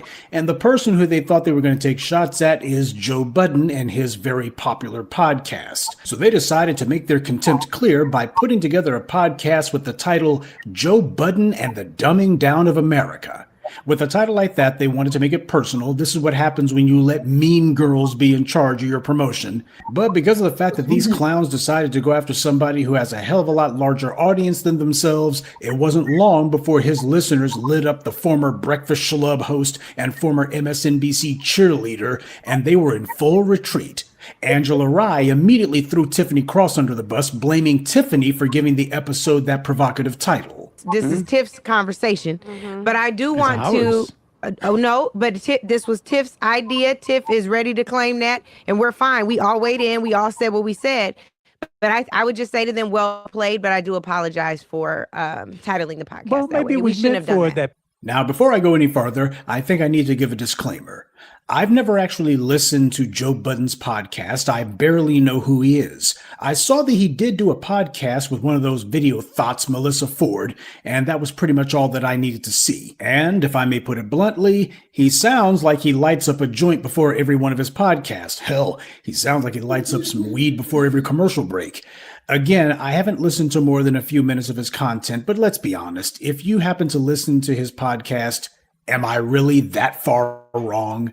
Does he do the kind of content that I do? Do you think that there's any overlap there at all? I'm willing to bet that there's not. And that's perfectly understandable. After 17 plus years, you know that I don't care who's beefing with who in the world of hip hop. I don't care about who's dating who either, who's cheating on who, baby mama drama in the world of black celebrity, which seems to be the main thing that he obsesses over. And hey, from what the internet says, he's making money off of it and he's got an audience, and I don't begrudge him that. And the fact that the guy happens to have a large audience, well, it just goes to show how far we still have to go in elevating the mentality of our people. Now, that said, it's a joke for the likes of Tiffany Cross, who's been a mindless sock puppet for the white media, to pretend as if she has more to offer a black audience than, say, Joe Budden does. Tiffany Cross only had her little old gig because she attacks black men every chance she gets. That's why she was so mega triggered by Joe Budden, I suppose. She's triggered by black men in specific. And all her crap about podcast bros, that's just her saying that she's bitter that the white media gave her a platform, but couldn't give her legitimacy. NBC had to give Tiffany Cross her show. I got rid of Joe Budden, no matter what you may think about him, and I've made my estimation of him clear, you can't take away the fact that he's not a product of some white media company. Tiffany Cross, on the other hand, just like Angela Rye, is an invention of the white media. Tiffany Cross made a fool of herself when she attacked Brother Tariq by name, and Angela Rye did the same thing when she attacked Jill Stein because it was obvious Rye was auditioning for a DNC consulting gig, just like Roly-Poly Martin. My real problem, though, in the subject of this morning's briefing is the fact that these self-appointed black intellectuals who consider themselves to be the smartest people in the room have been wrong more than anyone else. These boule bootlicks are inventions of white power. The only reason, and I mean only reason, that anyone knows who people like Angela Rye and Tiffany Cross are is because white power put them on. That's why Mark Lamont Schill's trying to get in good with Joe Budden, make nice with him. He realizes now that he's not going to get another gig on a white media cable network. No show, hell, probably not even a regular guest panelist slot is ever going to come his way again. So he's trying to pivot. He's trying to reinvent himself. Meanwhile, Tiffany Cross is doing her own tired, stale, bitter, broad routine because somewhere along the line, her white paymasters convinced her that angry and smart were the same thing. Only they're not. Hell, she's so asinine and annoying that even Angela Rye was telling her to shut up so she could speak. No, but it's not even. But it's not even. I'm going to respond to this. It's not even a feeling, though. It's literally 5 minutes left in the conversation. But I want to respond to what he said. You guys haven't let anybody else weigh in here. I'll weigh in, but I'm going to respond to this. But she just couldn't stop herself, and that's because when she was working for the white media, they let her go ahead and spew whatever gibberish that she wanted. She could go ahead and be as out of pocket as she liked, and they wouldn't check her so long as she didn't talk about a white person, which we all know is how she lost her gig at MSNBC. And speaking of losing it, she lost it on that podcast because an internet personality who had said nothing about her, by the way, didn't do anything to her, but she saw his audience and got angry as hell that a black person outside the white media structure she always depended on, and worse than that, a black man, was outdoing her by a country mile, and this was her response: to come unglued and go on an unhinged rant that even her own buddies couldn't get her to snap out of. Just out of curiosity, can anyone remember any time that Tiffany Cross Eyes has had any kind of meltdown and went on a tirade like this over a white person? Sure, she's been griped at for saying this or that, but has she ever gone on a white media cable outlet and then just went on an irrational tirade for minute after minute after minute, divorcing herself further from reality with each insane moment until finally someone had to tell her to shut up? Seems only black men are able to make her lose her mind like that, but why? She thought that she was going to position herself to be the black female face of cable news, just in time for Kamala Harris to be elected president. But that plan failed twice, and now she's been banished, just like Joy Reid and Angela Rye. At this point, they're trying to get clicks and views by attacking someone who's relevant. That's what this is really about. But it backfired. Whatever boost these guys thought that they were going to get didn't happen. Everyone knows that Tiffany Cross and her pals are DNC shills. Soon as the first Democrat comes along and offers them some low-paying gig working for their campaign, they'll be off that little old podcast. This is about them trying to get people to notice them, and this was the best they could come up with. See, family, this is why I warned you in my video about things that make black men look weak, to avoid black men who are always starting beefs online and seeking out people to get into it with.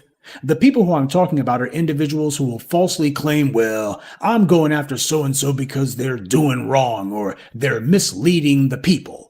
Family, that's usually a crock of bull. Internet beefing is the last refuge of the scoundrel. It is never about helping the community. It's always about some self-serving clout chaser who's just trying to help themselves.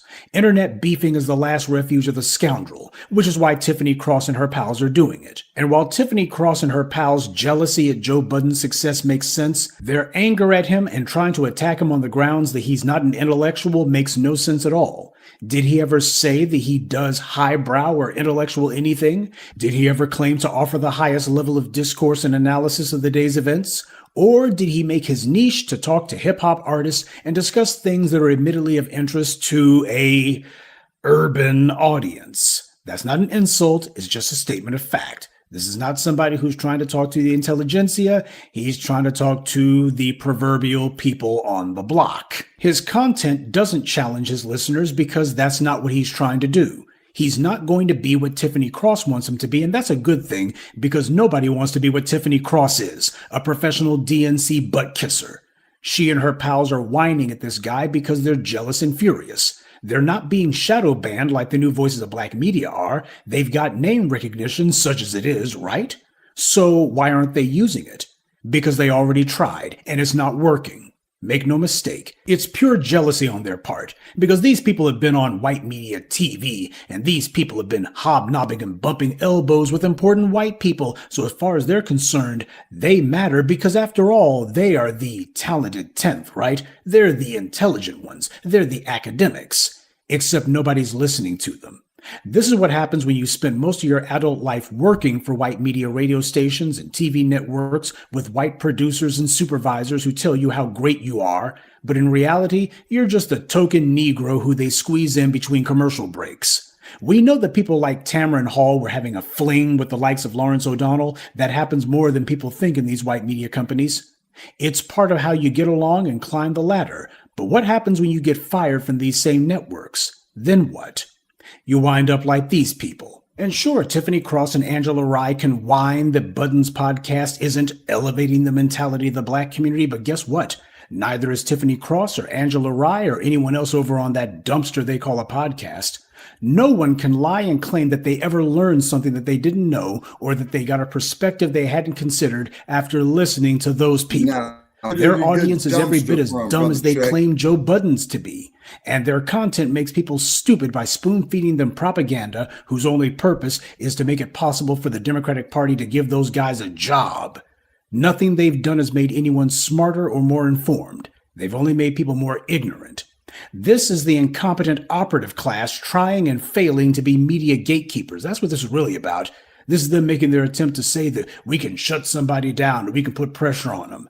Well, how'd that work out for them? Nobody cares what they think. Hell, even Charlemagne the Fraud had to go ahead and rebuke what they were saying. Now, you know you hit rock bottom when he's the one taking you to task for some of the stuff that's come out of your mouth. You know, if Tiffany Cross truly feels that Joe Budden is so detrimental and that his show is dumbing people down, then why is she even mentioning him? Shouldn't she be avoiding him and his audience at all costs? If I look at somebody's content and I deem it to be lowbrow, dim-witted, or otherwise unworthy, then I'm not going to start an internet beef with them. I'm just going to ignore them because I can't do anything about them anyway. I'm much better off putting out content that does meet my standards than complaining about other podcasts that don't. But Tiffany Cross and her pals are clout chasing. And you want to know something? The so-called content that these guys put out is basically the same shtick as Joe Budden, only they don't talk to any musicians or hip-hop artists. Instead, they suck up to politicians and pundits. They do the same ebonics-laden rhetoric that he does, and nobody can lie and claim that they actually learned anything from Tiffany Cross or Angela Rye. They just do the same stale, worn-out cheerleading for the DNC that they've always done. Just like roly-poly, they're auditioning for a job. They all saw what Simone Sanders did, going from shoveling shinola for Joe Biden, lying about his policies, then getting a job working in the basement of the White House communications office. And after less than a year, she was out, but that's okay, because by then she had lined up her next gig at MSNBC. All of these boule bootlicks and butt kissers like Angela Rye and Roly Poly, they saw what happened with Simone Sanders, and they've been drooling at the mouth ever since, wishing that that could be them. If they just kiss enough DNC backsides, it will be them, or at least that's what they tell themselves. But Tiffany Cross is in no position to talk about dumbed-down conversation. You have to be brain dead or plain dead to think that she has anything intelligent to say. Her problem is that her shuck and jive routine isn't getting the traction that other people are. She's attempting to do her own pathetic impersonation of a commentator who's down, but nobody cares. She doesn't know how to actually navigate in the online space because she's never had to. Instead, these people have always had somebody in the white media who would go ahead and hand everything to them, hand them their job, hand them their platform, go ahead and make sure that they had an audience. That's what they've always been used to. So now that they're actually having to stand on their own 2 feet, they're falling flat on their faces. But keep in mind, this is who the white media has promoted as being the black intelligentsia. These are the black academics and the black thinkers. And look what the hell it is that they come up with.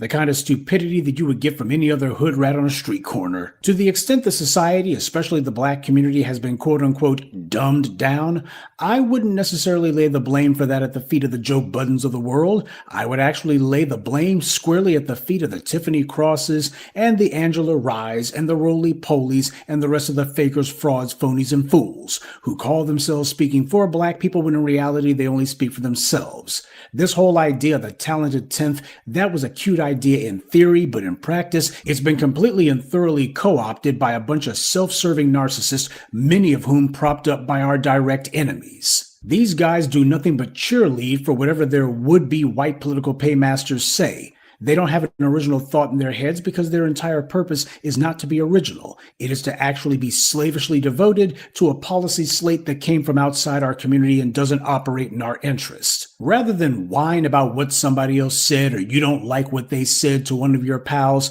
instead what they should be doing is actually building a platform that does speak the way that they think it should be. But then again, all of these cross signals, pun intended, all of these mixed signals that they give, these people don't know whether to spit or go blind. But for those of us in the B1, we know exactly what to do about tools like this. The same thing that they should have done before deciding to kick a hornet's nest. And that is to ignore them. Good day and B1. I'd like to take a moment to mention some of our contributors: Nico, Rod Spade, FBA Queen, Immigrant B1, and Chris Baker. Salute to them and thank you to everyone for listening, liking, and sharing this message. Black empowerment only exists because of you. That's right, Professor Black Truth. Thank you for that. Yeah, these damn Democratic shields are so desperate. It's just pathetic at this point. You gotta go. Yeah, that's why I quit voting, Brother Che. That's why I quit voting, man. You know, because like I've said before, now people go out here and get hit with fire hoses, man, knocked upside the head, thrown in jail illegally, like they did Fannie Lou Hamer, you know what I mean, and killing Dr. King and whatnot, and I mean, man, okay, what sane person would forgive this type of brutality? I can't name a one. Yeah, that's precisely my point. And I'm not just talking about the physical brutality. I'm talking about the mental brutality, the spiritual brutality. You know what I mean? Yeah, you know, in the 360 circle, man, brutalization. It's kind of like that we as a people, man, we are the center of this brutalization. All these motherfuckers out here want to brutalize us and downgrade us and what have you, but yet though they want to, as you say, what did you say that there, Brother Che? The term you use, hijack the culture. It's basically, I'm saying, what now? Cosplay and hijack the culture. Yeah, that's a good way of saying it. Yeah. Yeah, right. But they don't want to go through the Black experience of it, if you know what I mean. They want our rhythm, but they don't want our blues. Now, I like that. They want our rhythm, but they don't want our blues. You're damn right about that, sir. But what's up with them ponies? We lead the division. What's up with them Gators? Man, no, I told them, like I told you, like I'm telling the world, Raiders, change your fucking name or leave town. Because you guys are not living up to being pirates. You see? You guys are up here losing to busters and scrubs. All right. Let me just, like I said. Go ahead, Lady Che. What I was saying is that Shirley never got anybody anywhere. As you see, everybody who's doing that Democratic Shirley has stayed in the same position. They haven't gone anywhere. They haven't elevated in any way, shape, or form. They continue to just be in the same cycle. And that's terrible. If your job is to shield, there's got to be a upward motion. At this point, the Democrats have sucked. They haven't done shit to even entice a vote. The shilling is ridiculous, and it's not getting them any more status or any more money. So that's what I have to say. Right. They just tools that's gonna get broken. Yeah. Mm-hmm. All right, are you done? Yeah, and I'm just sorry them bums won the World Series in Los Angeles. All right, so moving along, we got Terence Crawford, our brother that beat the brakes off of Camaro Alvarez a couple months ago, about a month and a half ago now. He gets honored. Oh, yeah, that's great news. Yeah, but this is not great news. He gets honored by Black, Brown, and Red Coalition. He was also pulled Terence over. Crawford gets dishonored. Okay, wait a minute. Are you talking about when he got pulled over by the police when he got back to Omaha? Yeah, this is after that, Shabaki. So after all that happened, he gets honored by Black, Brown, and Red Coalition. Now, we keep warning y'all about these bullshit ass coalitions, these so-called minority coalitions, people of color coalitions, Black and brown, Black and yellow, Black and red. There is no goddamn coalition. All these groups do is use us for our numerical value and then abandon us in our time of need. Well, that is a fact, what you just said. I've witnessed that for 50 years. So Professor Black Truth going to give us an update on this and why this is complete bullshit.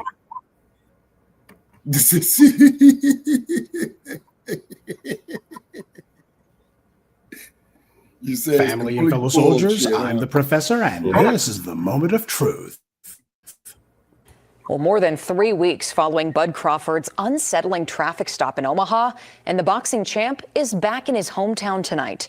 Crawford declined to talk about that incident, which led to press conferences with the police chief and mayor, and even a change to how officers conduct traffic stops.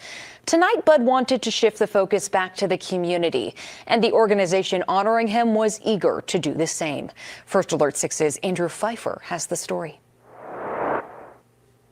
He really has brought is a light that has shined for all of us. This is the highest honor. 3 weeks after the city threw him a celebratory parade for capturing 3 unified division boxing titles, Bud Crawford is back in Omaha. Tonight, he was bestowed one of the highest honors from the Omaha tribe. I'm feeling great, for an Indian reservation to look at me and honor me with, the things that they feel have never been given to somebody else outside of, the reservation is definitely an honor. We just wanted to give him this honor. Bud has always been great with the youth, and having the youth come down from the reservation, this is like a once-in-a-lifetime experience. The Black, Brown, and Red Coalition honored Bud with a hand-stitched quilt from the Omaha tribe. Members of the Black, Latino, and Native community all took part in the ceremony. He has a lot of love from the Native American community. Although there's not too many natives in the city, but there's some on the reservation, well, most on the reservation. They love him. They really support him and love him a lot. Crawford received gifts and took photos with kids who drove hours from their reservations to meet the champ. For these kids that's coming from these reservations and to be able to look up to somebody that's so close to them is very important. Even though Bud is a world, renowned champion, he's our local hero, and he's no stranger to us. Man. It feels great, because I give a lot of people in Nebraska hope that, anything is possible. Reporting in Omaha, I'm Andrew Pfeiffer, First Alert 6. Oh, you know exactly where I'm going with this. This event was organized by a group calling itself the Black, Brown, and Red Coalition. That's already scary. They say the purpose of these events that they like to hold is to build cross-cultural dialogue between Black, Brown, and Red communities. Yeah, because apparently the only way you can build any sort of cross-cultural dialogue is by inviting high-profile Black people to show up for your event and bring lots of white media news cameras to cover it. And by the way, this same organization, back in June of this year, they were honoring John Ewing, the first Black mayor of Omaha. And then a few months later, they were posting about how the Omaha police, without mentioning that these were white cops, by the way, were holding Terence Crawford at gunpoint. But it is interesting to see that the Brown and Red Coalition decided that they wanted to include Black people, and apparently this is the only way that they could get some actual attention for themselves, and we all know why. Look, there's simply no substitute for the moral, cultural, and historical legitimacy that the foundational Black community stands for and has always represented. The tide of history that we embody, that's not a brag, it's a fact. Now, a lot of people don't like it because of the fact that they love to refer to our history. They always refer to our struggle. They refer to us as being a rhetorical or cultural touchstone for anything they want to say about themselves, even their own aspirations. And yet when you say, hey, don't you think this group that you keep pointing to all the time and you keep referencing their history when talking about yourself, you keep talking about their figures when trying to refer to yourself, don't you think that that group, at least at the very least, deserves some sort of recognition for how unique they've been? Oh, hell no. It's no different than anybody else. And as far as I'm concerned, this little event is no different, no better. I'm not going to knock Terence Crawford for showing up for this event because that would be uncalled for. If there's some group that says that they want to honor him, quote unquote, and especially if white media cameras are going to be there, well, he is a black celebrity, and that being the case, since he's the biggest thing in boxing, it would be unnatural if he didn't show up, especially if it's in his hometown. But what I want to say is we need to be careful about validating any of that black-brown, or in this case, black-brown-red alliance stuff. Or should I say coalition. Everyone else benefits from these so-called alliances and coalitions except for us. We keep lending our voices and our numbers and our historical and cultural legitimacy to everyone else's causes, but they never lend theirs to ours. We don't need another kumbaya moment. What we need are tangible policies specifically for us to address the specific problems that we face. That's what should have been brought into consideration during this event, but wasn't. This black, brown, and red coalition mentioned that Terence Crawford had been accosted and threatened by the Omaha police, but acknowledging it was as far as they went.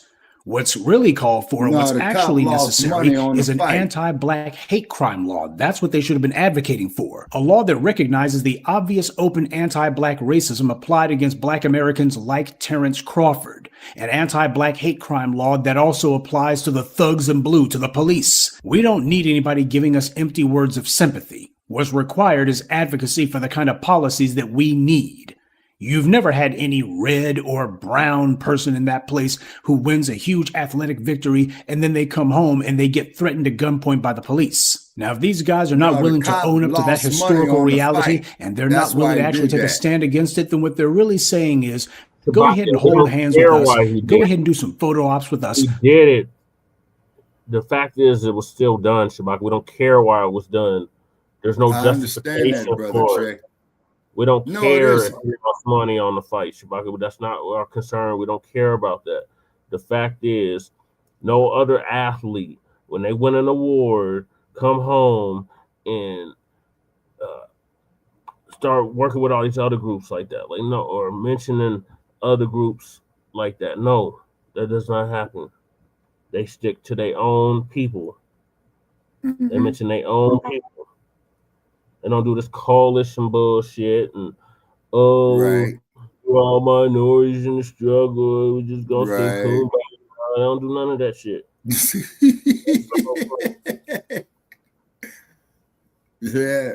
So we can make these cameras think that our numbers are bigger than they really are. And of course, with you guys in the picture, we know that you represent a unique historical and moral legitimacy that the rest of us don't have. So we're going to go ahead and use that as a springboard to get what we want while you get left in the dust.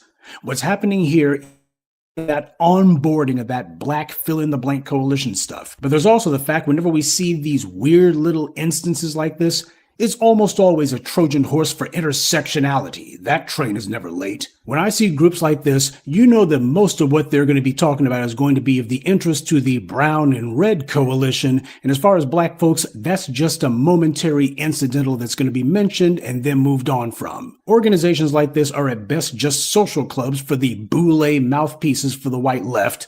Those guys, they're going to be signal boosting these Greek frats and sororities and other organizations of self-interested Negroes who have never done anything for black people other than themselves. And of course, I'm sure that we'll also find without much digging that these guys are also going to be pushing feminist nonsense. They're going to have that stuff shoehorned in there too.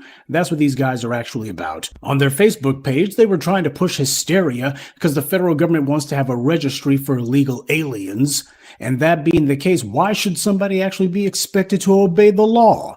They gave a quote from some woman saying, historically, we know that we have to sit up and pay attention anytime a government says it's going to set up a registry on the basis of national origin or race or religion or any other immutable characteristic. Now, did the federal government say anything about people's national origin or race or religion? No. What they said is your immigration status. And that is not an immutable characteristic. If something is immutable, what that means is it cannot change. Immigration status is not an immutable characteristic. Hell, you had these people running around talking about how they want amnesty. So obviously they know that immigration status is actually quite fluid, pun intended. But skin color, there's something that's an immutable characteristic. You know, like if you're a black person around all these racist white punks in the police in Omaha, that's an immutable characteristic.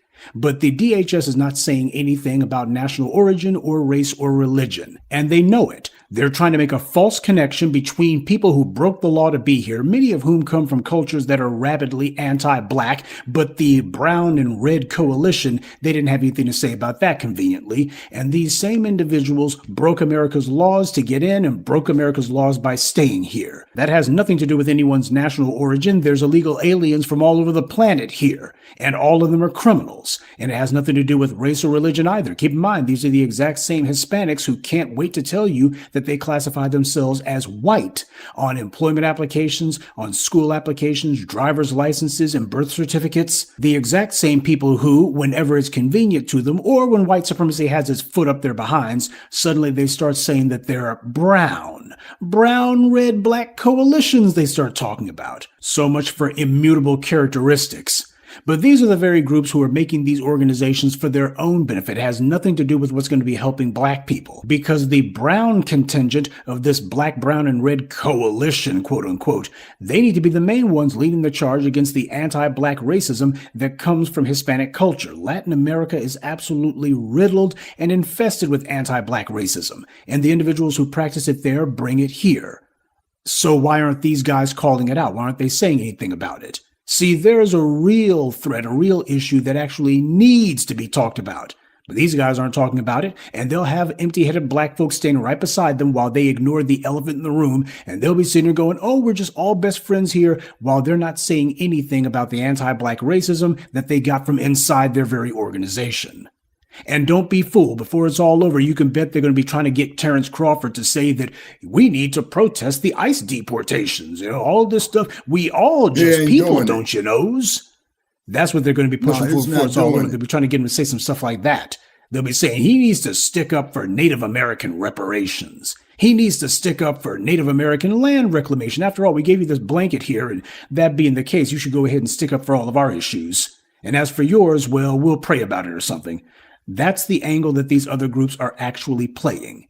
Meanwhile, they're not caping for us on anything. So again, I'm not going to be saying that there's something wrong with Terence Crawford for having attended this event and accepted the honors that this group was bestowing on him. And as the Blacc Media has told you for 20 years, we know better than to expect any Black celebrity to actually be demanding, you know, Black empowerment or anything that would be benefiting Black people specifically, like, say, an anti-Black hate crime law that would allow for police to be punished if they call themselves pulling Black people over without cause and then drawing guns on them for no reason. I would like to imagine that Terence Crawford would actually be in favor of policies like that, and that he would use a platform like the one he has to tell groups such as the Black, Brown, and Red Coalition that they ought to be advocating for that as well. But at the end of the day, we need to be asking serious questions about who these groups are, who these organizations are, what they actually stand for, and whether or not it's the same thing as us. Because if they're not, then your Black, Brown, and Red Coalition is nothing more than a big white lie.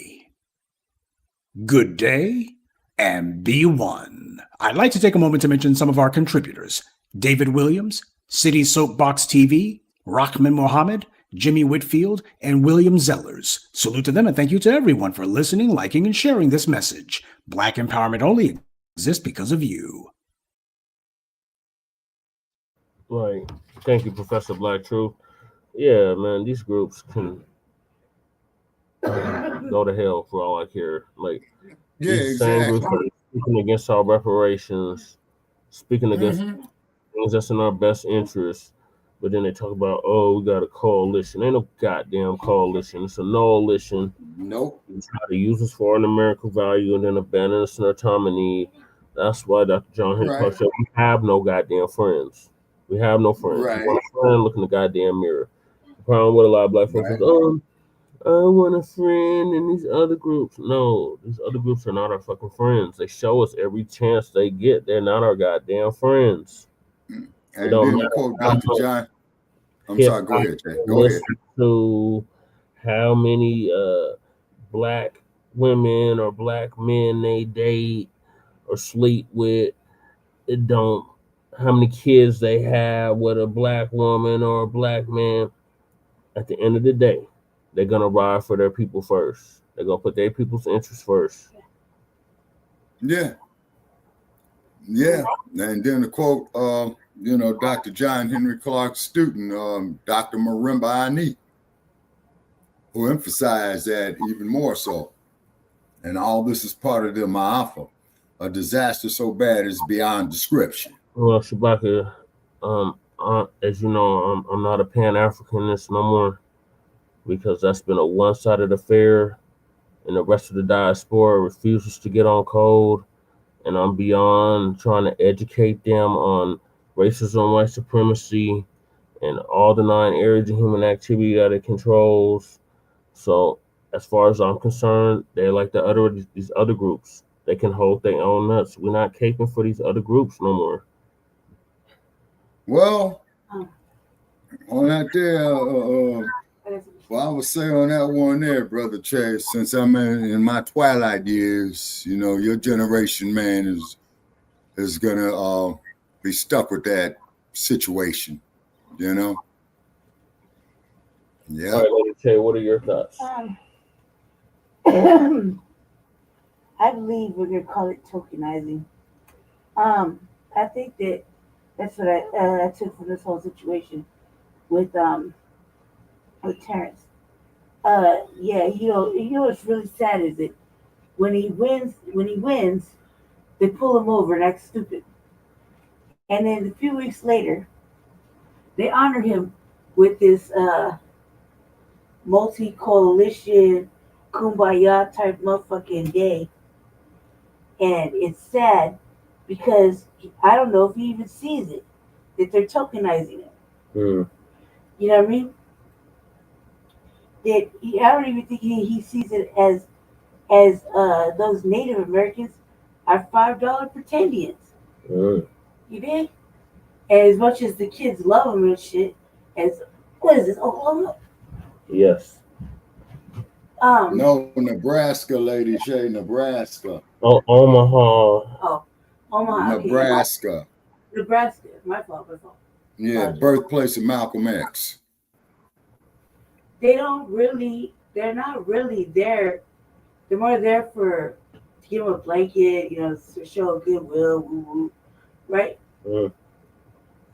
You really think they let him in their tribe? Hell no. On the reservation, like long term, not to visit, but just to live there? Hell no. No, right? I mean, yeah, see, I've been saying that all along. Evidence shows from the Black Creek natives how hard it was to even get back on the roster. You see what I'm saying? Yeah. So the other thing, Hispanics, since when, right? All this last 8 months, they've been talking and whooping all this shit about they don't need us, this, that, and where are we some days, and they don't need us, and they need us. Why aren't we concerned? All this other shit, right? Mm. And black people, the black people there, on this like kumbaya coalition type shit, which we know already, there's no such thing. Right.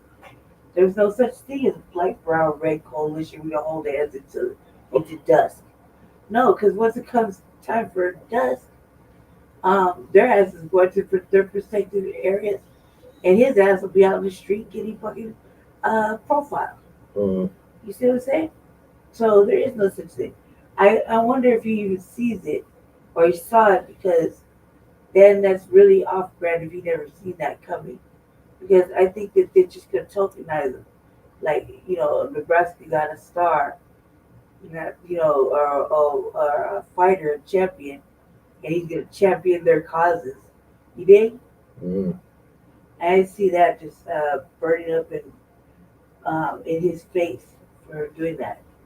It's kind of hard. Like, who organized that? You dig? And there's one thing about that lady chair. I think on that there lady chair. I think whoever owns his managerial contract, organizes stuff like that. But I'm not sure. Don't hold me to it. But I think, but I'm not sure. Yeah, the same people that did that wouldn't put together, something saying that he was innocent or whatever the fuck.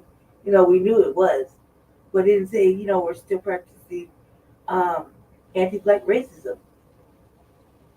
when they profiled them. See what I'm saying?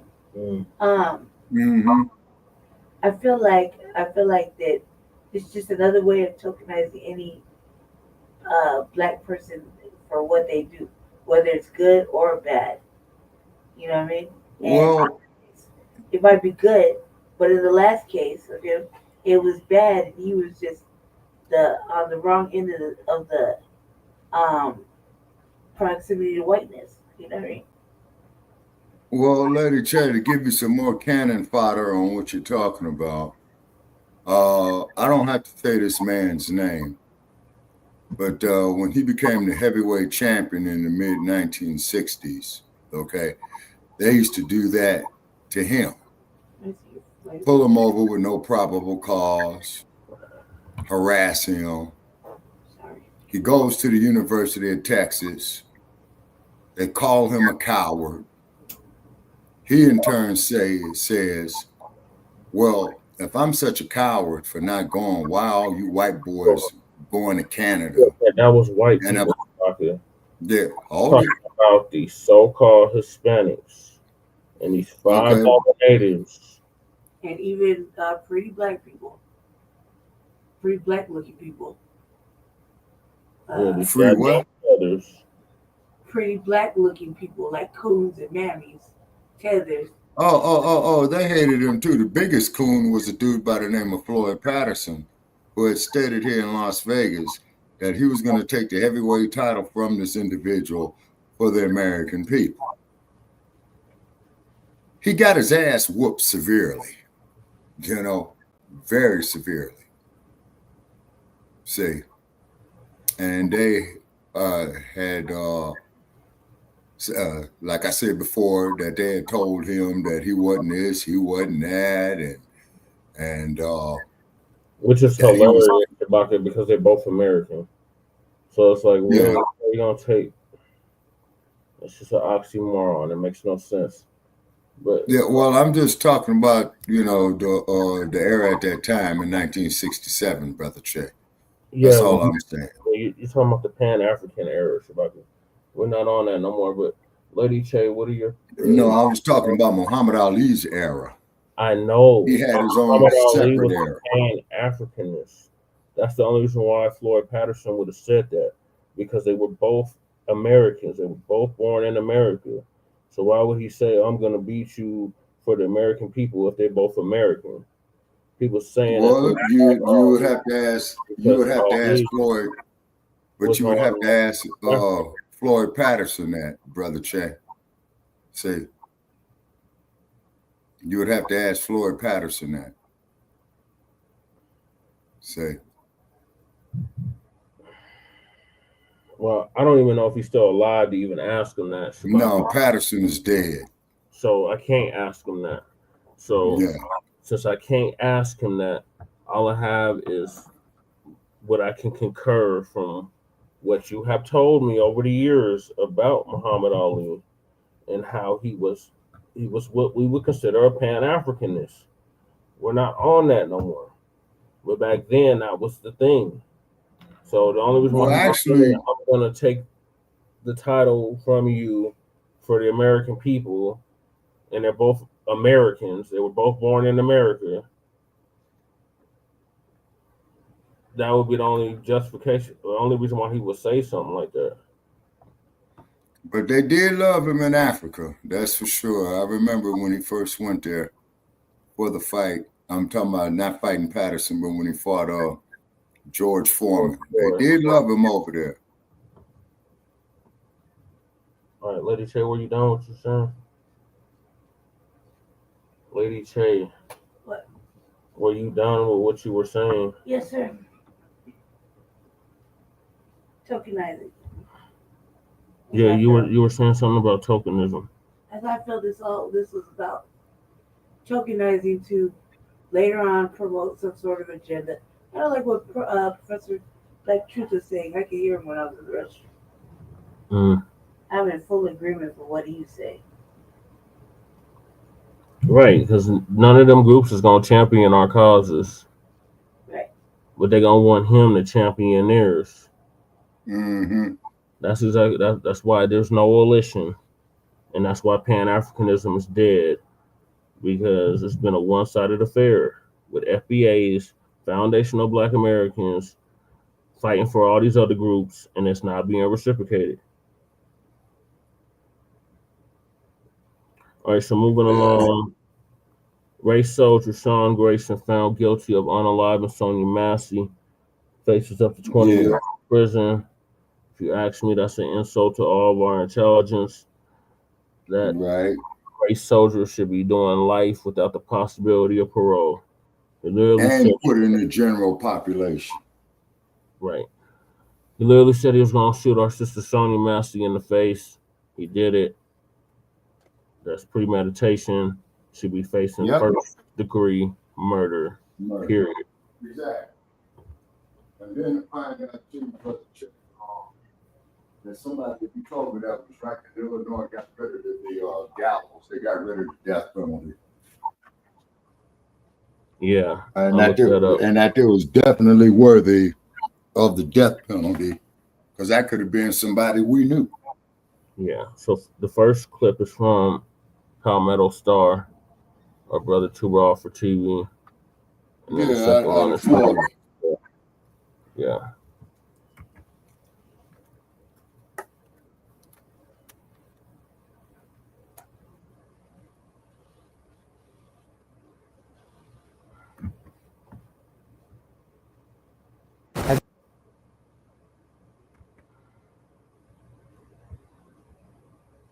Sorry, stupid ass.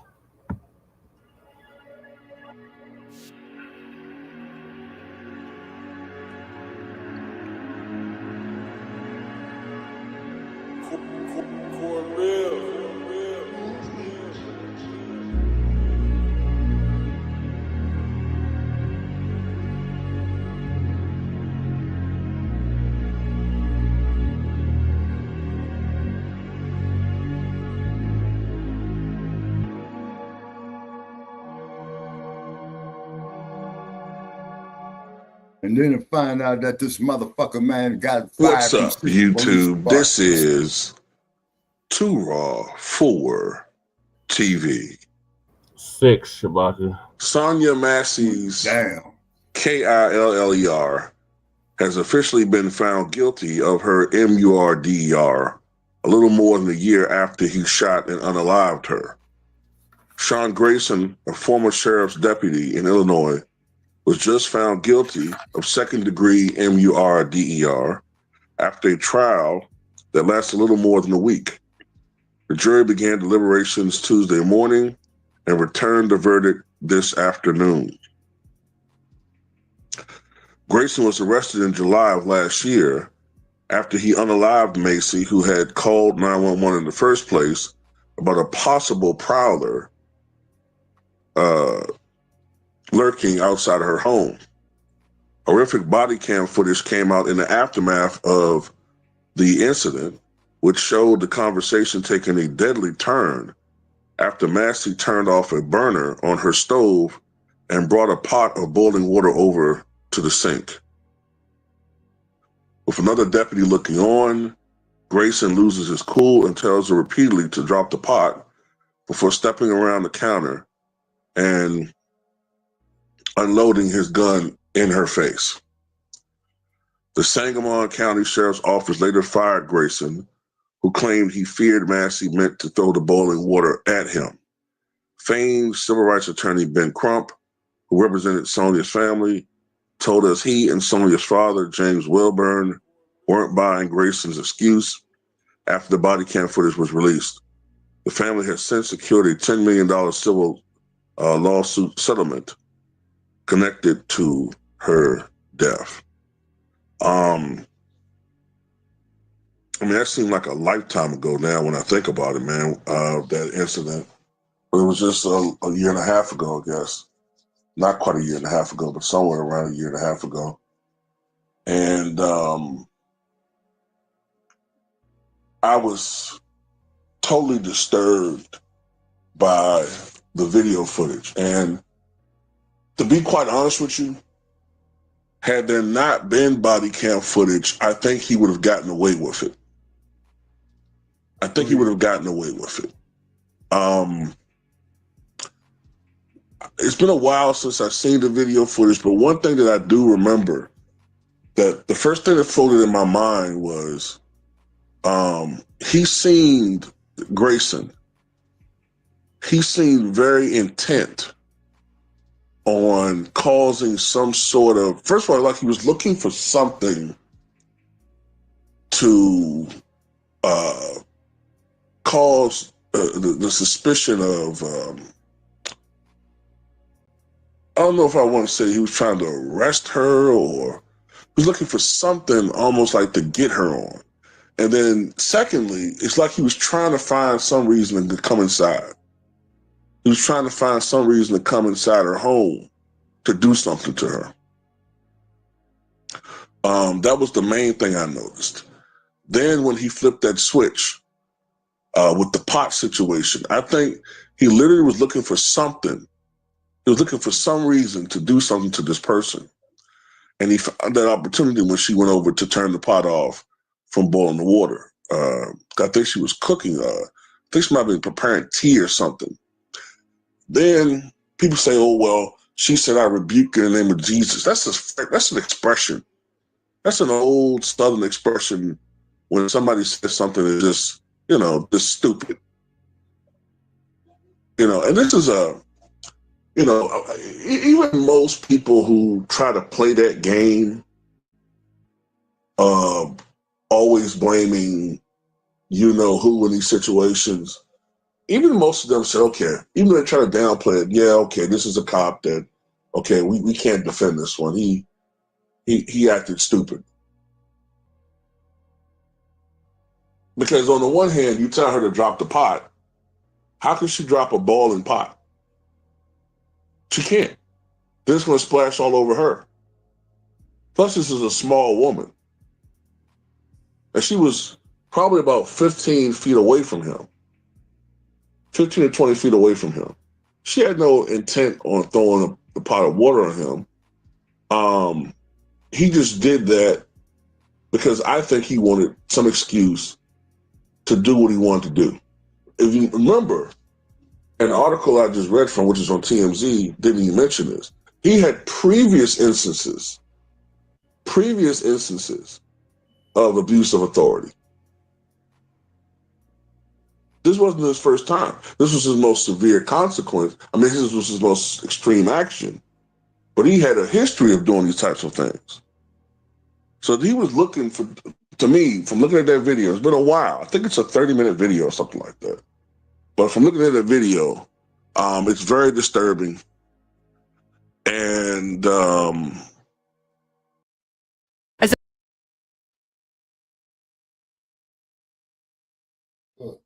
what do I having a connection issue? No, Shabbat, it's the ads. It's the ad blockers. Oh. It's terrible. And after he did what he did to her, he was trying to look for a cover-up, a cover story. And they probably would have had a very convincing cover story if it wasn't for the fact that the other officer, that's another point I need to make. Grayson did not have his body cam on. The other officer had his body cam on. So Grayson turned his body cam off. Why? Because people like him like to prey on the weak. They prey on the elderly. They prey on women. This woman probably was 5'4", maybe $110. She posed no physical threat. Grayson is 6 foot goddamn 4, 240 pounds look like, 230 at the least. She posed no threat to this man. So even you still had some of those disgusting, vile, you-know-whats trying to pull that card, but it wasn't enough this time. And for once, although it came at the expense of this woman's life, justice was served. Now, some people say, oh, she was rambling and all of that. I mean, at the end of the day, I'm tired of people looking for excuses to justify certain people being unalived by savages. I'm tired too, pal, man. For once, I'll be honest with that shit. It's even to a point now where I don't even want to say that this guy was just a RACIST. I don't even want to say he's that. Some of these people are just savages, man. Some of these guys become cops because, or get in positions of authority because they want to inflict harm. They've had some type of psychological trauma in their life, and they want to go out and seek vengeance upon the world. But they do it in their minds within the margins of the code of conduct within their world, or the code of conduct within being a cop. And like I said, if that other police officer did not have his body cam on, I'm certain that this woman's family would not have gotten justice. Mm-hmm. But anyway,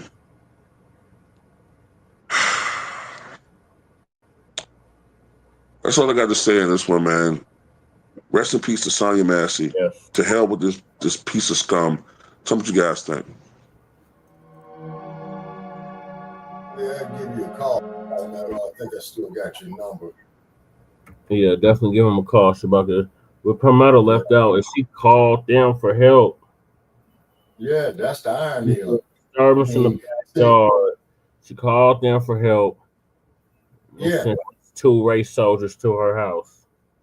Yeah. Now here's another one for you. Okay. Just like I believe in Sacramento about 6 or 7 years ago, Brother Jay. There was a brother who called the police on his son who had mental health issues, right? Yeah, and they killed him. I remember Shabaka. Yeah, exactly. Yeah. And they shot and killed him, and they must have, and from the sounds of the bullets, man, they must have hit this man every bit of about 14 times. You see, that's overkill. You're using a fucking 9mm, man. A 9mm is designed to kill on the first discharge. Right. Same shit with Unaliving in Los Angeles. Mm-hmm. Same shit. Same thing with our man up there in San Francisco. What was his name? Mario Woods. Yep. 9mm. Well, he had a knife. Man, I could see if the San Francisco Police Department went up there and took a nightstick and put it upside his head. But y'all gonna sit up there and shoot that man like that, and he's only 5'7"? They shoot us and ask questions later.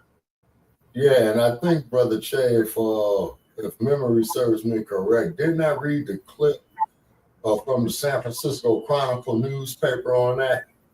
Yeah, that was back when we were with the Mile High News. Yeah, and old Cop Mala, she was the district attorney of Frisco County at the time, and didn't do nothing. Yep. I think we covered that on Shabaka's Black Experience Enhanced too on Blog Talk Radio. Yeah. So that was the first clip. Lady Che, what are your thoughts on what Palmetto had to say? Well, shout out to Palmetto Star. Love his work as usual, as our brother. I would like to say this. Last night, me and Jesse were having a private conversation, and I was talking about this very case. And mostly I covered it on the RVA, a lot on the RVA. And I was like, I kept yelling as I was like kind of yelling at everybody. It's like, I want to see Grayson's camera. I want to see Grayson's camera. Right? That was the topic last night. I was like, I don't care what that other camera. I mean, I do care, but I want to see what Grayson's camera looked like when he did what he did. That's how I was talking to Jesse, right? All crazy and shit. Well, I have to thank Palmetto for pointing out that he didn't even turn on his camera. Oh, he turned it off. Or he turned it off. But I want to see where he turned it off at. Like, did he turn it off when he got to the door? Or did he turn it off when he got over the threshold and was in the living room? And when they were in the living room, sitting on the front room, sitting on the sofa, she was sitting on the sofa, going through her date book, or whatever her book was that she was looking at. And she turned around and she saw the devil. She shifted and saw the devil. Was that when he turned it off? And I'm glad that it was found guilty, but not. It's not as satisfying for me because I feel like he said he was going to shoot her in the face, and he was worried over hot water that he told her to go turn off. So I feel like it was premeditated. Mm-hmm. I mean, she was probably making some tea or cooking some noodles or something. You know what I mean? Mm-hmm. About to do something with that water, and she called for help. There was in that same video. I think you hear the co-police officer talking about we should go, or we can't go. Mm-hmm. I can't remember correctly because I didn't watch the latest. I know that video really upset me because she had already felt like somebody was messing around her car that was parked, or you know what I mean, because there was some discrepancy about. She said she had a disturbance in the backyard. Yeah, she thought it was her car, in the backyard. and they asked whose car it was, and when the car had looked damaged, you know, remember? This is the whole lead up, and when she was standing at the door, you know, they could have persisted and said, "Well, you look like you need a different type of care or something like that. Maybe this is a police car, but more like a wellness check or something else, right?" Mm-hmm. And he automatically grabbed for his weapon. He didn't even attempt to use a taser. Mm-hmm. And he didn't attempt to, even if he was to shoot her, which is still horrible and wrong, because you should never get, like, the woman should get shot in your own fucking house like that, you know what I mean? He didn't even try to, like, shoot the gun in a different area, like at a cabinet or, you know what I mean? Maybe the floor, a wall. Maybe he just tased her long distance. You know what I mean? Like, or said he was going to tase her. But he automatically said he was going to shoot her in the face, and that's what he did. After she said, "I rebuke you in the name of Jesus." And then you know what else bothers me is that was an attractive sister. Mm-hmm. So, you know, when you did that, he did that on purpose. Like, you could have, you know, gave her a knee shot or a leg shot or something like that. He didn't have to shoot her at all. He didn't have to shoot her. He could have thrown something in the direction. There's plenty of shit on the couch he could have thrown. He could have done a whole mess of things instead of doing what he did. He just left the goddamn house. That too. So then on top of it, which you all are discussing, and correct me if I'm wrong, Brother Che, because you got more knowledge in legalese than I do. This here goes to show intent. Am I right on that? Yes, Shabaka, all this proves intent, but like I showed on Grand Rising with Shabaka and the Chase, they claim that there was a mitigating factor, and it was a damn pot of hot water, and because she had the pot of hot water, it was a mitigating factor, and he feared for his life, which is complete bullshit. Which is complete bullshit. Yeah, so which means he's a fucking coward is what he is with a back. Like a whole lot of them are, Shabaka. Yeah. That's why we don't call them police. They're race soldiers. And policy enforcers. Yes, sir. Race policy enforcer soldiers. That is the policy. The policy is racism, white supremacy. That's what they enforce. Yeah. Yeah. And like I said, when it first happened, the family had already been getting threatened. One of her relatives had a situation with probably the same officer, the same department, and the family was being targeted. So when she called them in, she basically called in her death. And this is why we cannot rely on the police. We cannot call the police when we have a problem. That's literally the last resorts.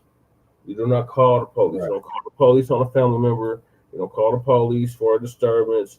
You don't call the police at all. Yeah. Because that case calling in in Northern California. Of your family. It's not just California, Shabaka. It's all over. they can't be trusted because, like I said, they're race soldiers. Even the FBI reported on that back in 2006. Said that 90% of law enforcement agencies in this country have been infiltrated by racist white supremacists. Wow. That's a high number. So which means is with that percentage that high, Brother Check, that means that they got some co-conspirators. Yes, the whole damn yes, that's why we don't call them police. They are race soldiers. Right. Their mission is to kill us. Not several to keep us, but to kill us. Yeah. And didn't you say that they have no legal obligation to protect you? Yeah, that's what the Supreme Court ruled. Mm-hmm. Wow. But yet they keep getting more and more money. And every fucking year, every time it's budget season, more and more money goes to these damn police departments, these law enforcement agencies. Yeah. Yeah. So what's happening is there's another nation that had that same thing too. What was that nation, man? It was like in the first half of the 20th century. Oh yeah, these dudes. They came up with the Gestapo.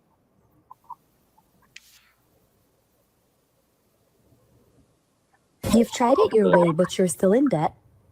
The Nazis. Yeah. Mm-hmm. So,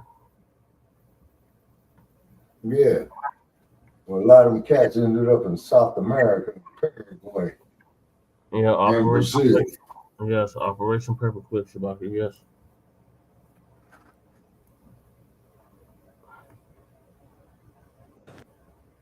And a lot of them have infiltrated law enforcement. Same thing with the military. A lot of them come straight out of the military. And we got the potential SNAP benefits. That's why we call them race soldiers. Yep. Not police. Race soldiers. So Uncle Phil's going to elaborate on this verdict and why it's complete bullshit. All right. May not be paid out to 42 million people, which we know that definitely a portion of those people are, black people in the community. So we have a lot of heavy stuff going on. Then what happened in Jamaica? Now, update to that. Let me get to the first article I want to look at here.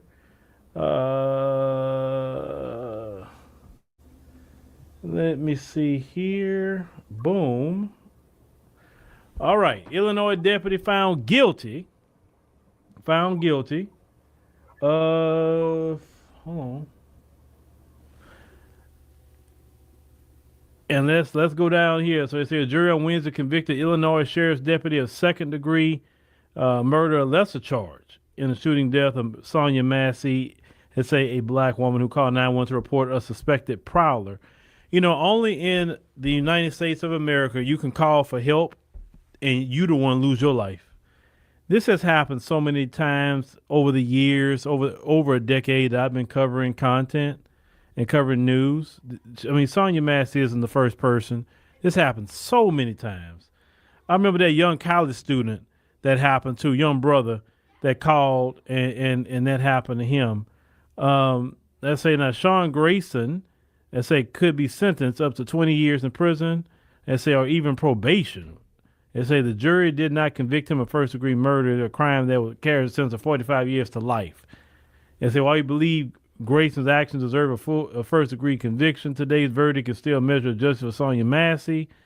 Ben Crump and Antonio Romanucci said it's in a 7-day trial. They said Grayson, another deputy, arrived at Massey's home in Springfield, Illinois, early in the morning, July 6, 2024. As she reported a prowler, he shot the 36-year-old woman. They say, and after confronting her about how she was handling a pot of water she had removed from the stove, they say Grayson's attorney argued that he feared Massey would scald him with hot water. They said Massey, killing raised new questions about the U.S. law enforcement shootings of black people in their homes. and prompted a change in Illinois law requiring full transparency on the background of candidates for law enforcement jobs. Now, I say Grayson was 31, and he was charged with the jury given the option of considering second-degree murder, which is going to apply on the defendant if they faces a serious provocation or believes that their action is justified, even if that belief is unreasonable. So he's scheduled to be sentenced January 29th, okay? So that's Sean Grayson right there, ladies and gentlemen. He looks a lot different than what he did when he shot Sonya Massey.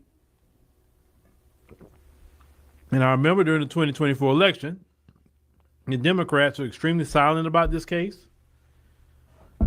Kamala Harris didn't say nothing about this case. None of the Democrat shields at the time said nothing about this case. And they're not really talking about the case now.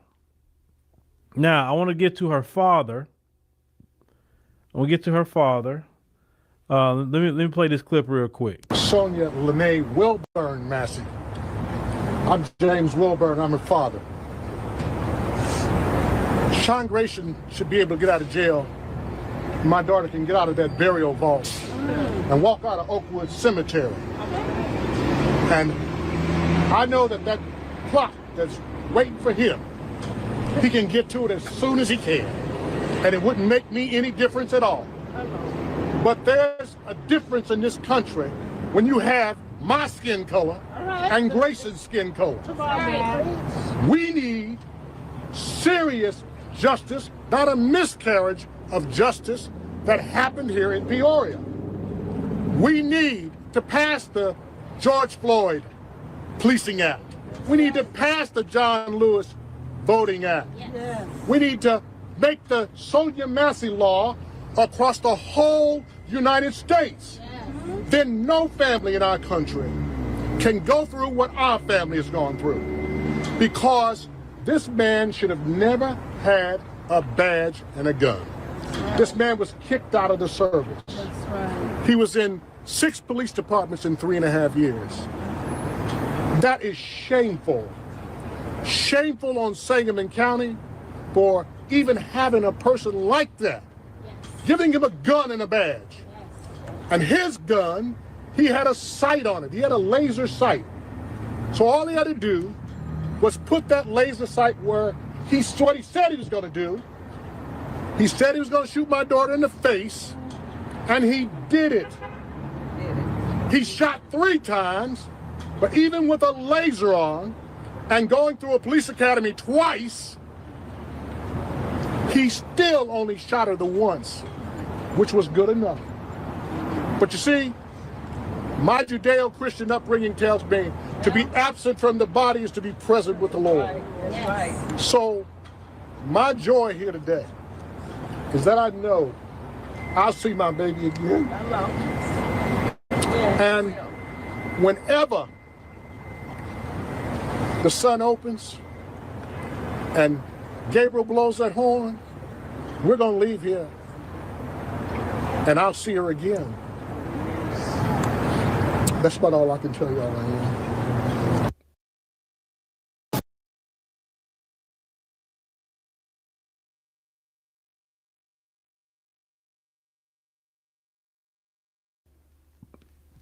All right, so that's Sonya's father here. And yeah, we can't be forgetting cases like this, ladies and gentlemen. And this is one of the cases that while we were saying that we needed an anti-black hate crime bill, this is one of the cases. And at that time period, Vice President Kamala Harris and the Democrats, well, I'm not going to only put it on her, they didn't say anything. They were quiet. They were radio silent. Black folks was talking about this case, and I'll be honest with you, I was shocked that they were quiet about this case. I was shocked because I'm like, man, come on, you had an opportunity to rail up the black vote, literally to get black people to start talking about certain things with you, and y'all didn't jump on that. I was shocked. I don't know if it was because it happened in a blue state. I don't know. I don't even know, but they didn't say a word, which is real strange to me. But the previous administration was very, very pro-immigrant. and they really didn't, really want to advocate or say nothing about Black Americans at all. So that may be some of the new strategy. Hey, that's not really mentioned much of their cases, whatever the case may be, because we start demanding things. We wanted some tangibles. We said, hey, give us something. Hey, look what happened to Sonya Massey. We need an anti-Black hate crime bill. Now, her father talked about the George Floyd bill and the John Lewis bill, but the Democrats were in office. The first 2 years of Biden, the Democrats were in office, and they could have did the George Floyd bill. They could have did the John Lewis bill, and they did not do it. They wanted more about the infrastructure bill. And when they talk about the Senate, right now the Senate, you do know the filibuster is not a constitutional law. It's not. It's just a rule. It's not a law about a constitution. So because it's not a law about a constitution, you can get rid of that and do whatever. Even when y'all talking about the putting the government back, running. We need 60 votes. You shouldn't need 60 votes to do anything. If that's the case, why don't y'all do that in the House? Why majority rule in the House, but the Senate, you need 60 votes? That's dumb. Anyway, the Democrats, when Biden first got in office, had 2 years of a majority. But they made sure to do the anti-Asian bill. They made sure of that. They put money in the Asian community's pockets during the time of the pandemic. They made sure of that. Because how dare that American citizens at the time was boycotting Asian restaurants or different Asian businesses. The Democrats did not show up for Black people, and now they some of them still want to bring up 2024 and say, "Oh, y'all didn't come out and vote in XYZ." You didn't give Black voters a reason to come out and vote.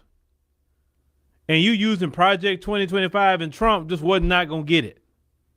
Well, we tried to tell y'all, look what he doing with Project 2025 now. Our life really hasn't changed from the time that Biden was in there to the time he's in here. Our life hasn't changed. Has your life really, your fundamental life every day, has it changed? Because I haven't seen no change. It's still the same.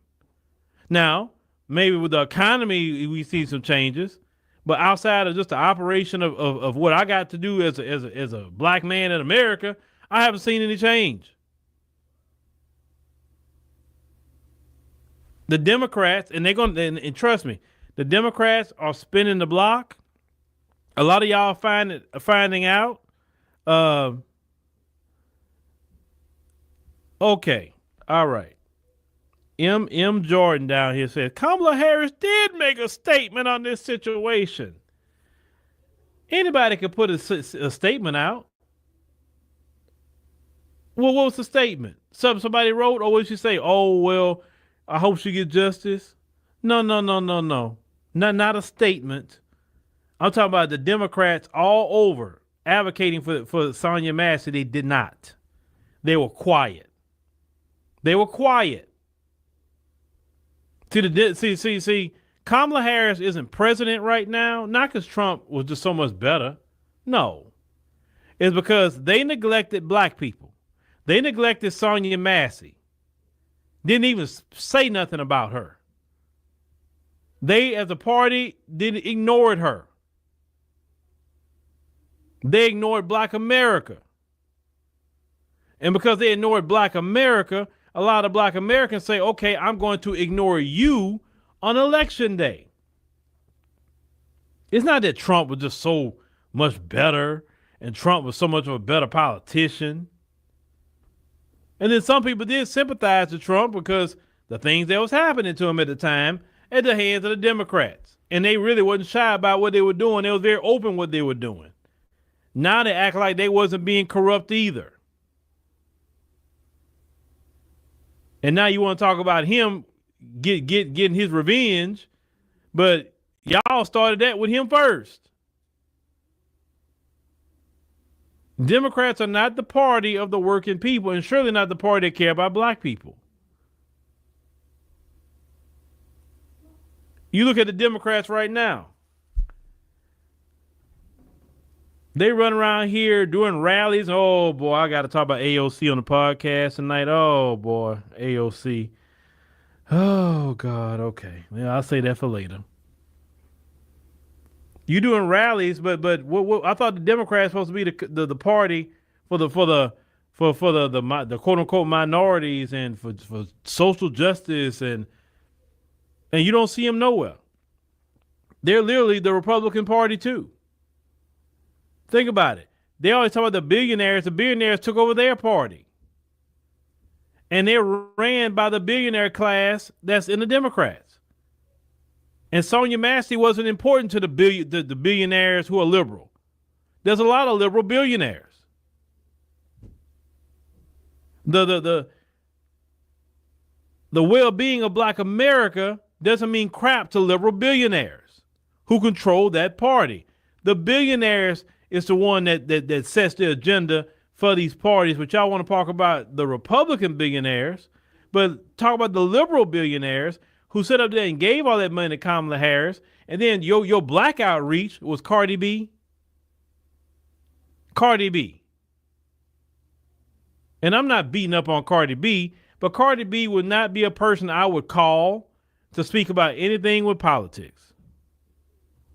I just wouldn't call her. Now, if it's about some music, if it's about some ratchet behavior, hey, I'm calling Cardi B. That's her lane.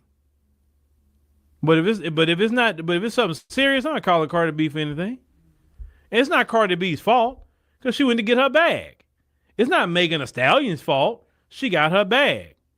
We can't get mad at Glorilla or anybody else that was up there performing because, hey, they that's what they do for a living. They go get a bag. It's the Democrats that didn't take us seriously and surely didn't take Sonya Massey seriously.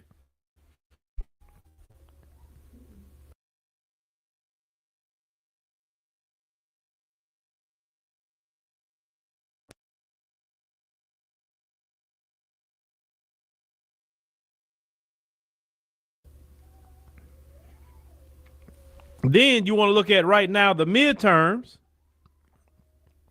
which should be a slam dunk for the Democrats, beyond which at this point with Trump, it should be a slam dunk for the Democrats. And it's not a slam dunk for the Democrats as of right now, even though Trump is doing all the things that he is doing. Why? Because they're still on that, look at Trump, Trump. Show how you are better. Show Black Americans that's supposed to be your base, right? Show them that you're going to prioritize Black America, and you're still not doing it. You cannot win an election without Black America. You can't do it. It's statistically proven that Black America make or break the Democrat Party. And because we make and break the party, then we should be prioritized more than any other group. Sorry, we should. I'm going to openly say that. Black people in America should be the number one priority of the Democrat Party with legislation.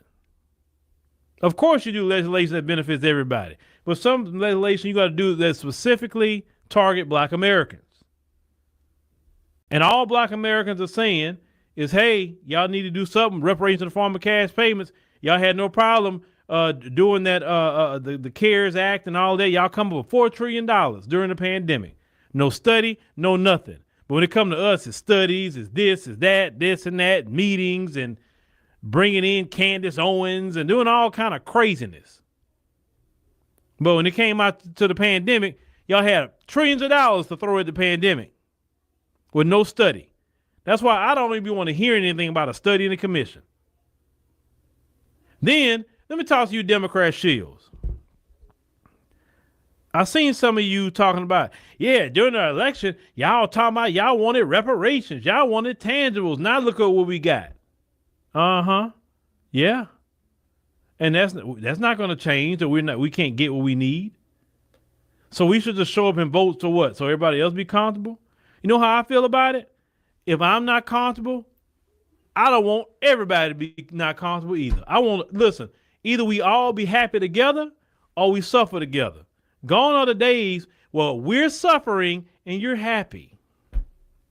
Them days are done. Either we all be happy together or we all suffer together. But we're going to be together in unity as Americans, right? So since we all going to suffer together, why don't we be happy together? How we be happy together? If you think Democrats are better and they're not going to do the things that those mean Republicans are going to do, well, it look like you're going to have to start prioritizing Black Americans so Black Americans could show up en masse to vote for Democrats so you can be comfortable. So white Americans who are not comfortable right now in rural areas, Hispanic Americans, Asian Americans, all you different groups, it looks like you're going to have to start telling the Democrats, hey, you're going to have to do something for Black people. Give them the tangibles because we're suffering. Listen, let me tell y'all something, you other groups. You need to push the Democrats to do what we need them to do so you can be at peace. Don't do it for us. Do it for you. Say, look, I'm supporting reparations in the form of cash payments, not so much because I believe in it, but because I know if y'all get it, then, hey, we're going to be good. I'm doing it for my family. And that's how you have to think. Sometimes you got to give in one area for you to benefit. Or you can just suffer.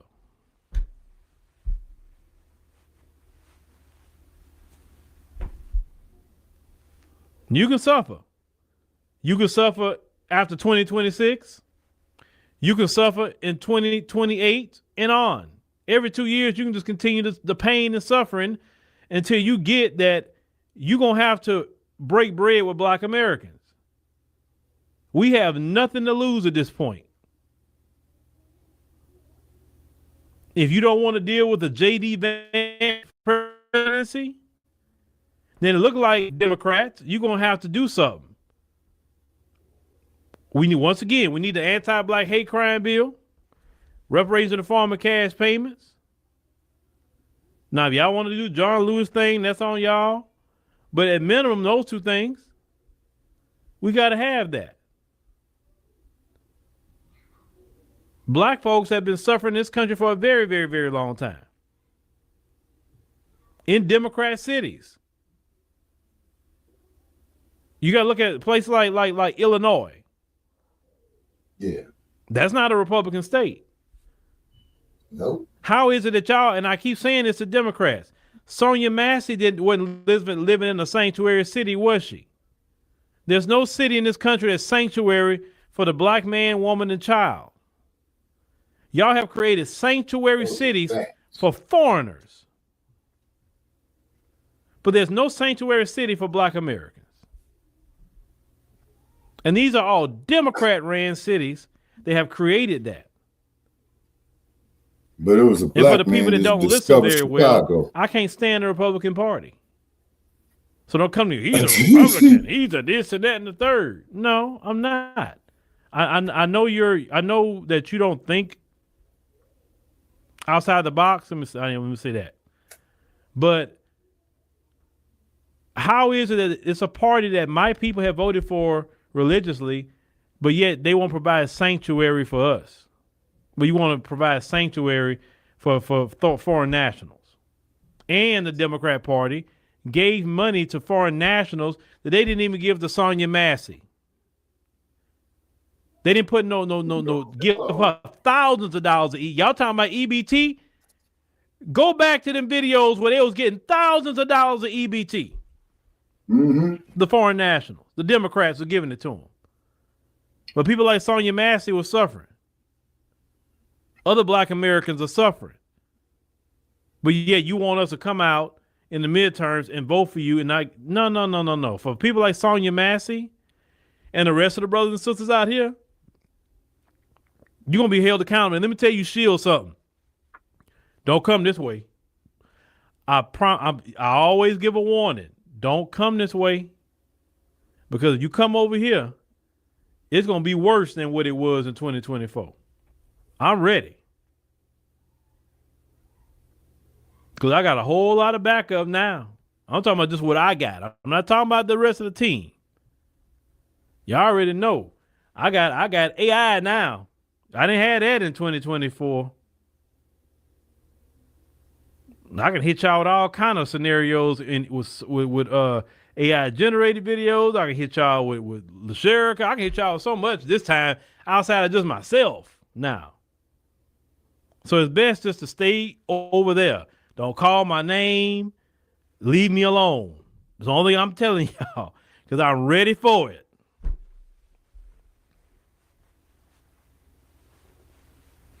You say get rid of qualified immunity? Yes, get rid of qualified immunity. That bin needs to go.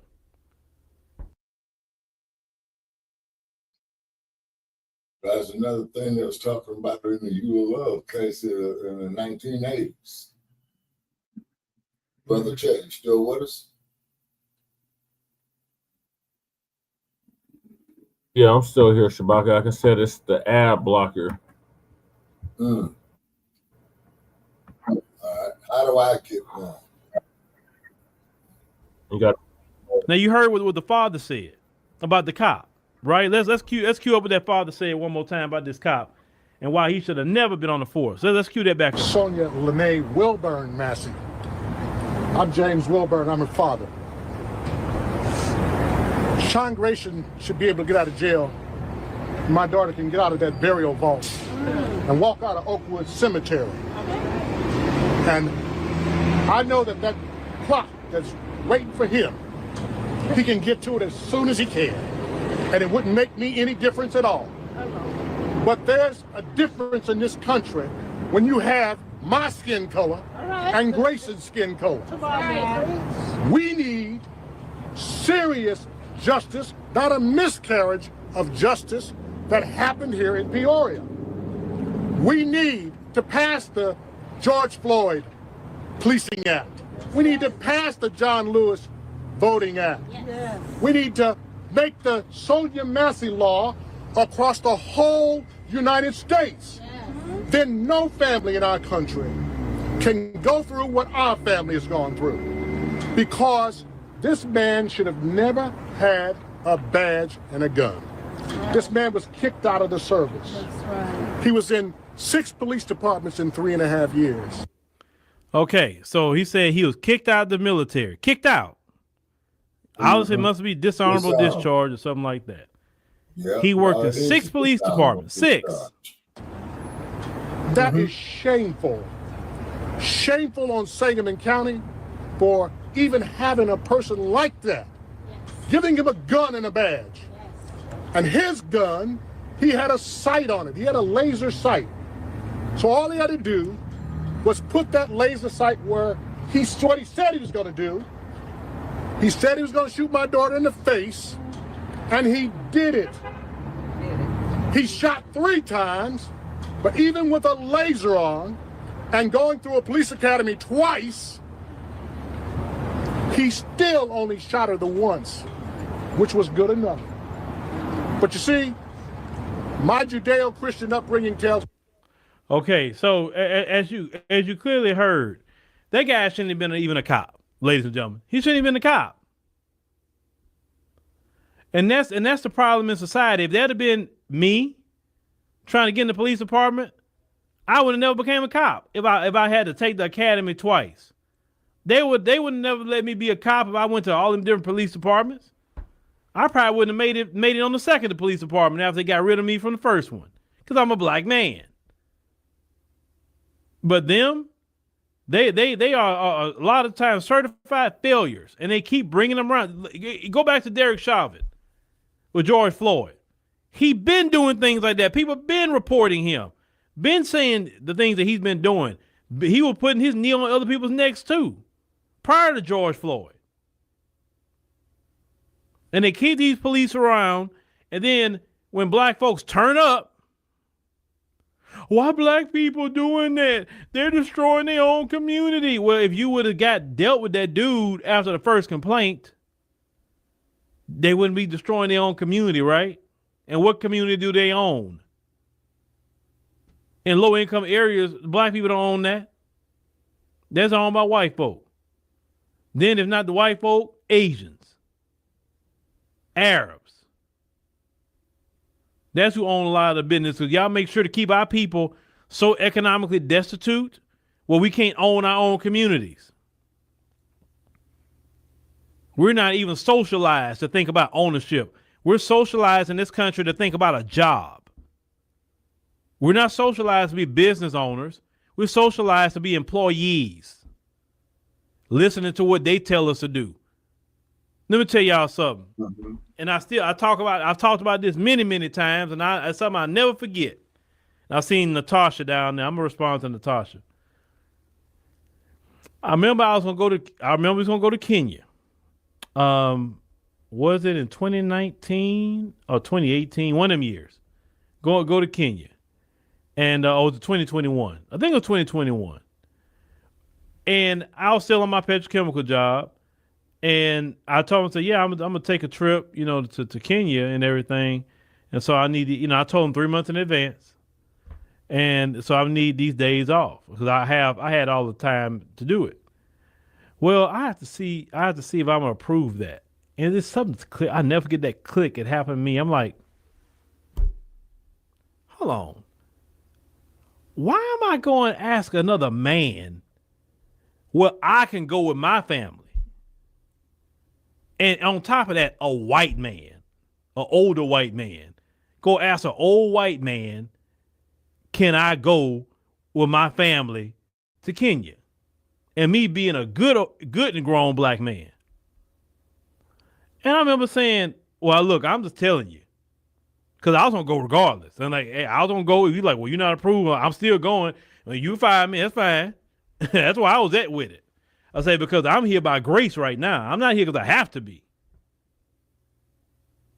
But I never forgot that just in my head.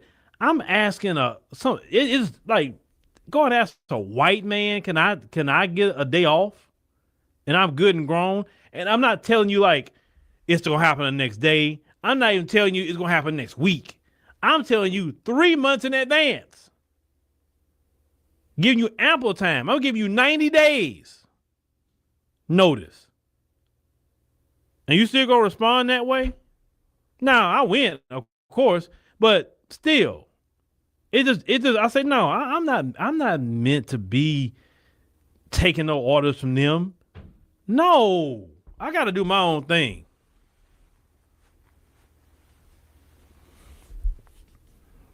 No, it was, Darius, it wasn't a request. Because they could have fired me. He could have fired me that day if he wanted to. I would have been good. Be honest with you. I had to work that job for a time. You know what I'm saying? It was, and maybe I'll tell the story on the app about that one. Why I had to stay there for a time. Because I could have left. I could have left in 2016, to be honest with you. But I ended up staying to 2022. But I was dealing with some issues in 2016. Oh, I was dealing with some issues. Oh, boy.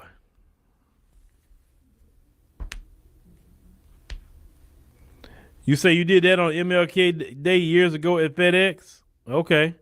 Yeah, that system, it's oppressive. Everything they do is oppressive. Think about it. Even working for them let me tell y'all something. The greatest freedom that you can ever have as a black person, I'm telling you, is not working for them.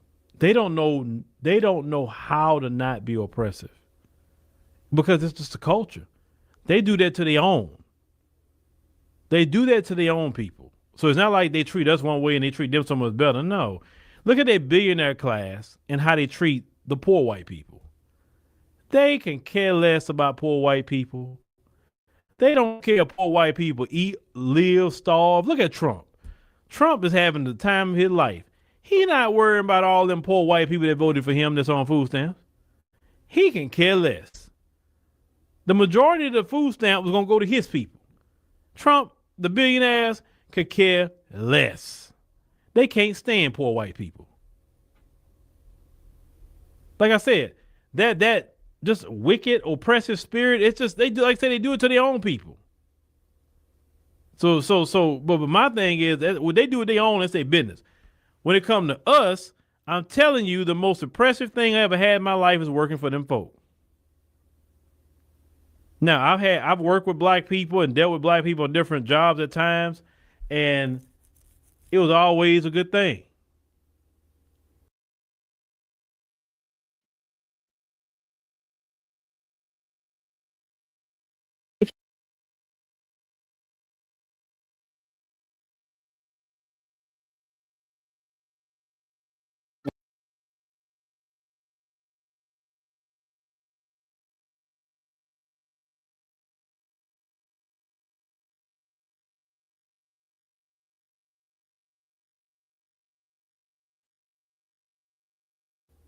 I've always loved working with a black supervisor. You know, it was always cool. It wasn't no oppressive stuff. Even though he got to do what he got to do with the job, but it's just the way black people just even approach you. Now, of course, if somebody on some raccoon, then we already know what that is. That's that black cop showing off for the white cop thing. But if it's just a regular black man, a regular black woman, you know, we put each other on game. You know, we pull each other to the side and be like, hey, look, let me tell you something. Hey, watch yourself, you know, with this and that, you know, don't talk to this person, whatever. They be going in there doing this and that and the third. That's what I love about black people. Whether they a worker with you or even that some of them be supervisors, they'll pull your coattail. They'll tell you things. Watch out for this and watch out for that one, whatever. You know what I'm saying? But all the white ones said, man, they wouldn't do that mess. It's rare if you find that. But, you know, most of the black people I've ever dealt with, always been cool. I remember a supervisor I had at Kinder Morgan, Shy. People couldn't stand him, but I figured him out. He just wants you to stay busy because I get why. So he was cool with me. He put me to the side and say, hey, come here. He said, look, go over here, go check the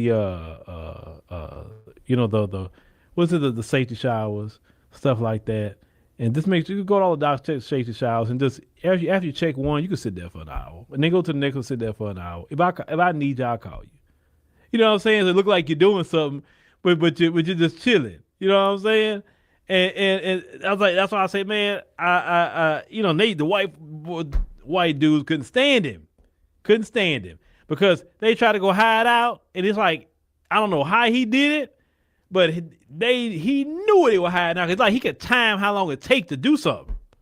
So he'll tell you, go gauge 150-10, right? It was a 150,000 barrel tank. He know when he's seen you to go do it, and I've stood in there. And he'll look at his watch.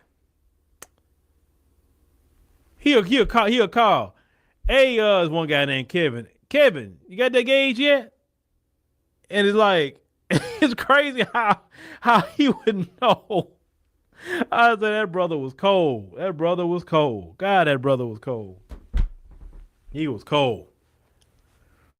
But you know what was messed up? What happened with him? Now, see, let me tell you the story that happened with him.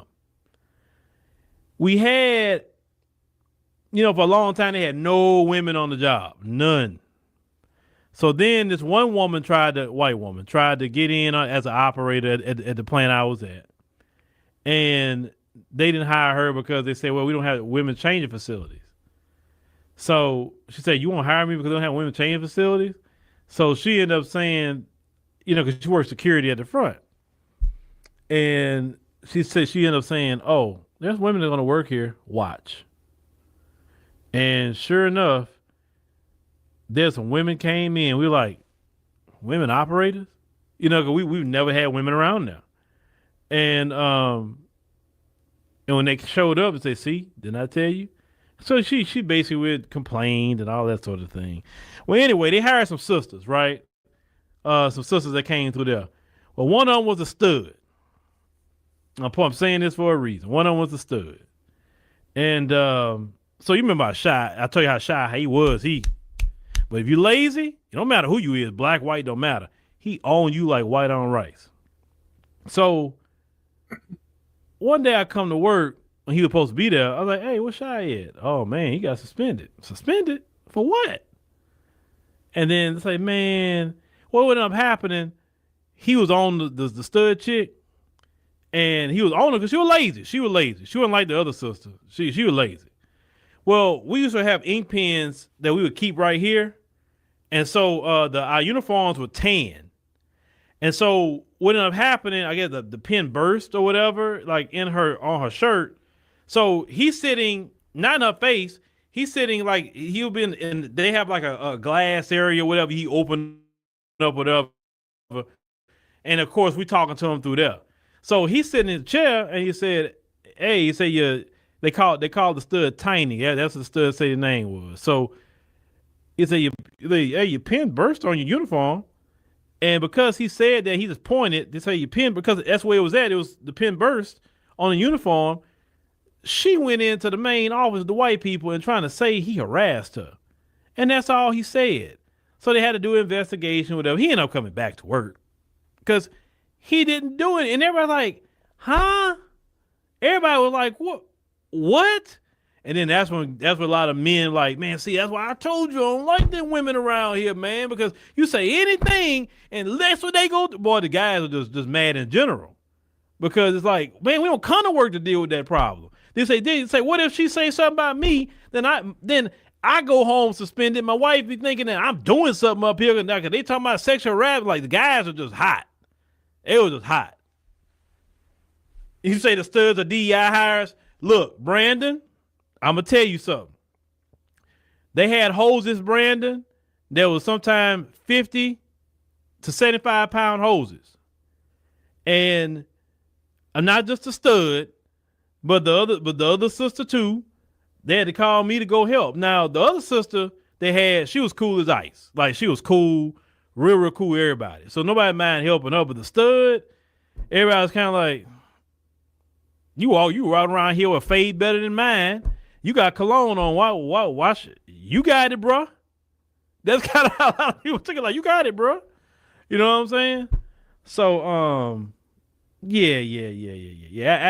After that incident, nobody really talked to the stud no more. And yeah, she ended up moving around. She left. Because all the dudes like, nah, I ain't talking to her. I ain't talking to her at all. It ain't happening. So, oh man. Yeah. Some not all studs hate brothers. No, I can't say that, because I've worked with other studs on other jobs, and they've been cool as ice. Cool as ice. So no, not all studs were that way. Can't say that. It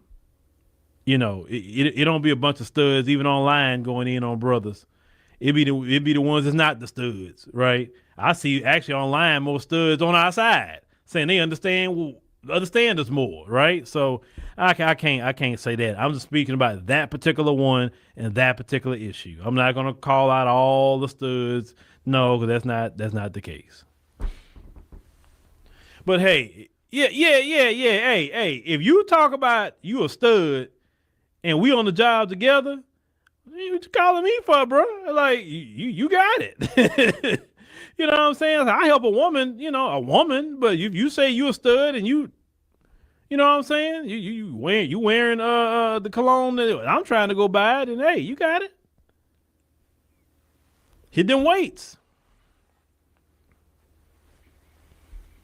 You say just another reason why us women should stay home and bake cookies. No, women could work. There's no problem with women working. Look, if she wanted to work in the control room, that was fine. That's a better job. If she wanted to work in anything administration, it was cool. That's what a lot of women would normally do, work administration. They wouldn't be out there with the men climbing tanks and lifting hoses and, man, inventory. Oh, man.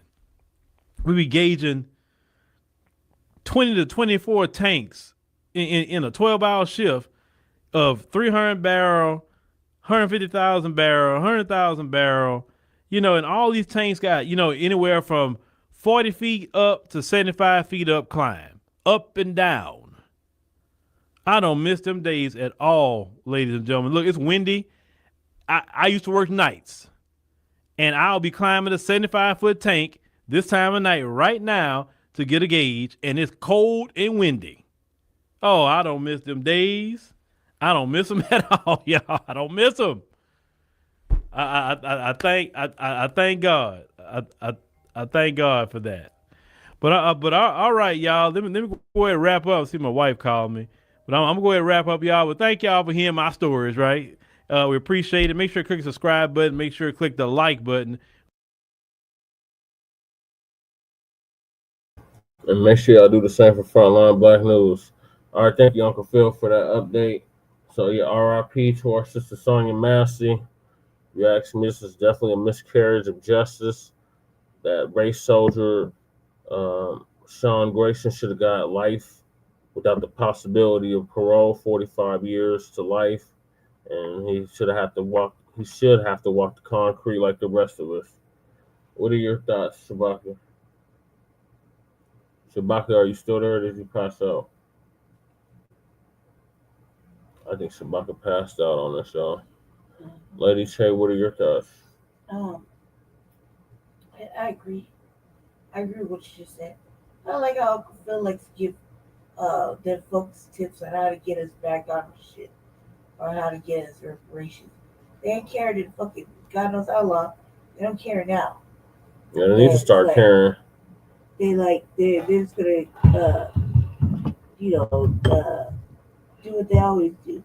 Oh, and they won't be getting our vote. A trend for like the moment and then jump off the trend. That's what they think this is a trend. No, it's not a trend. We're being very consistent. I can dig it. I'm telling you though. That's what they're treating it as. And they're gonna keep losing and they keep treating it like that. We should even be discussing that. It should have already been a lost factor. They have added politics. Oh, the whole two system thing just burned to the fucking ground. Oh well. Oh, I think he's right. I think you're right. So, he ain't gonna live through that anyway. You know what I mean? Yep. He's not gonna make it a night or full bed. He gets the shaman treatment. They're gonna make it a full bed. All right, oh, there you are, Shabaka. Shabaka, what are your thoughts? Well, my thoughts is, man, is just showing just how corrupt these damn kangaroo courts are.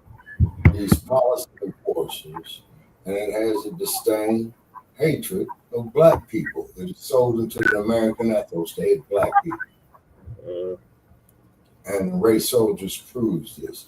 Like how you saw they went up there and did a GoFundMe for that bastard man, and I think he got what $6 million, I think. Yeah, you talking about Daniel Penny, yeah. That killed Jordan Nelson. Yeah, exactly. And Daniel Penny, who was a damn war veteran. Marine. He also got kicked out the military. He was dishonorably discharged as well. And he wasn't even a law enforcement officer. Daniel Penny. Yeah. What is the state of New York, though? They let him go free. It's a state-sanctioned homicide. Yep, and we can blame Letitia James for that. Letitia James didn't do nothing. Just like she didn't do nothing when our brother Robert Brooks Jr. was beat to death. Yeah. And Marcy correction on the gurney, Yeah, see. Was under fire, and she begging for us for help. These goddamn Democrats kiss our black. They better not ask for a goddamn thing. You're right. You're right. They always come to the black community. 60 years. I've known that. Oh, hell will save us. Hell will save us. Then next thing you know, then when these race soldiers go against us, who they back? That's the kills. Yeah. And they keep giving these race soldiers more and more money to kill us. But they want us to go out and vote. Vote for what? Like they told them on Monday, what the hell we voting for? Yeah. Compared to what? Yeah. Song by Roberta Flack. We want our vote. You have to show and prove. We're going to have to work for our vote. The days are over. We just giving you our vote.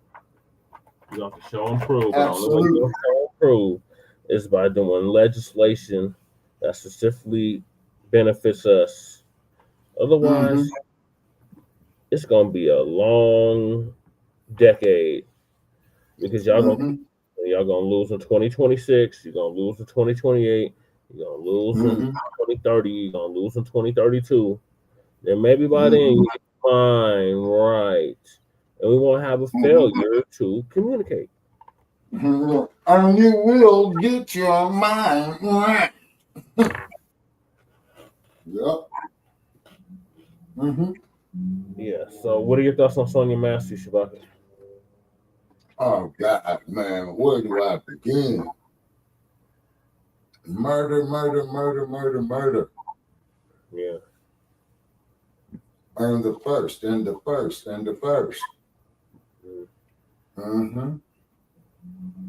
Yeah. So, R.I.P.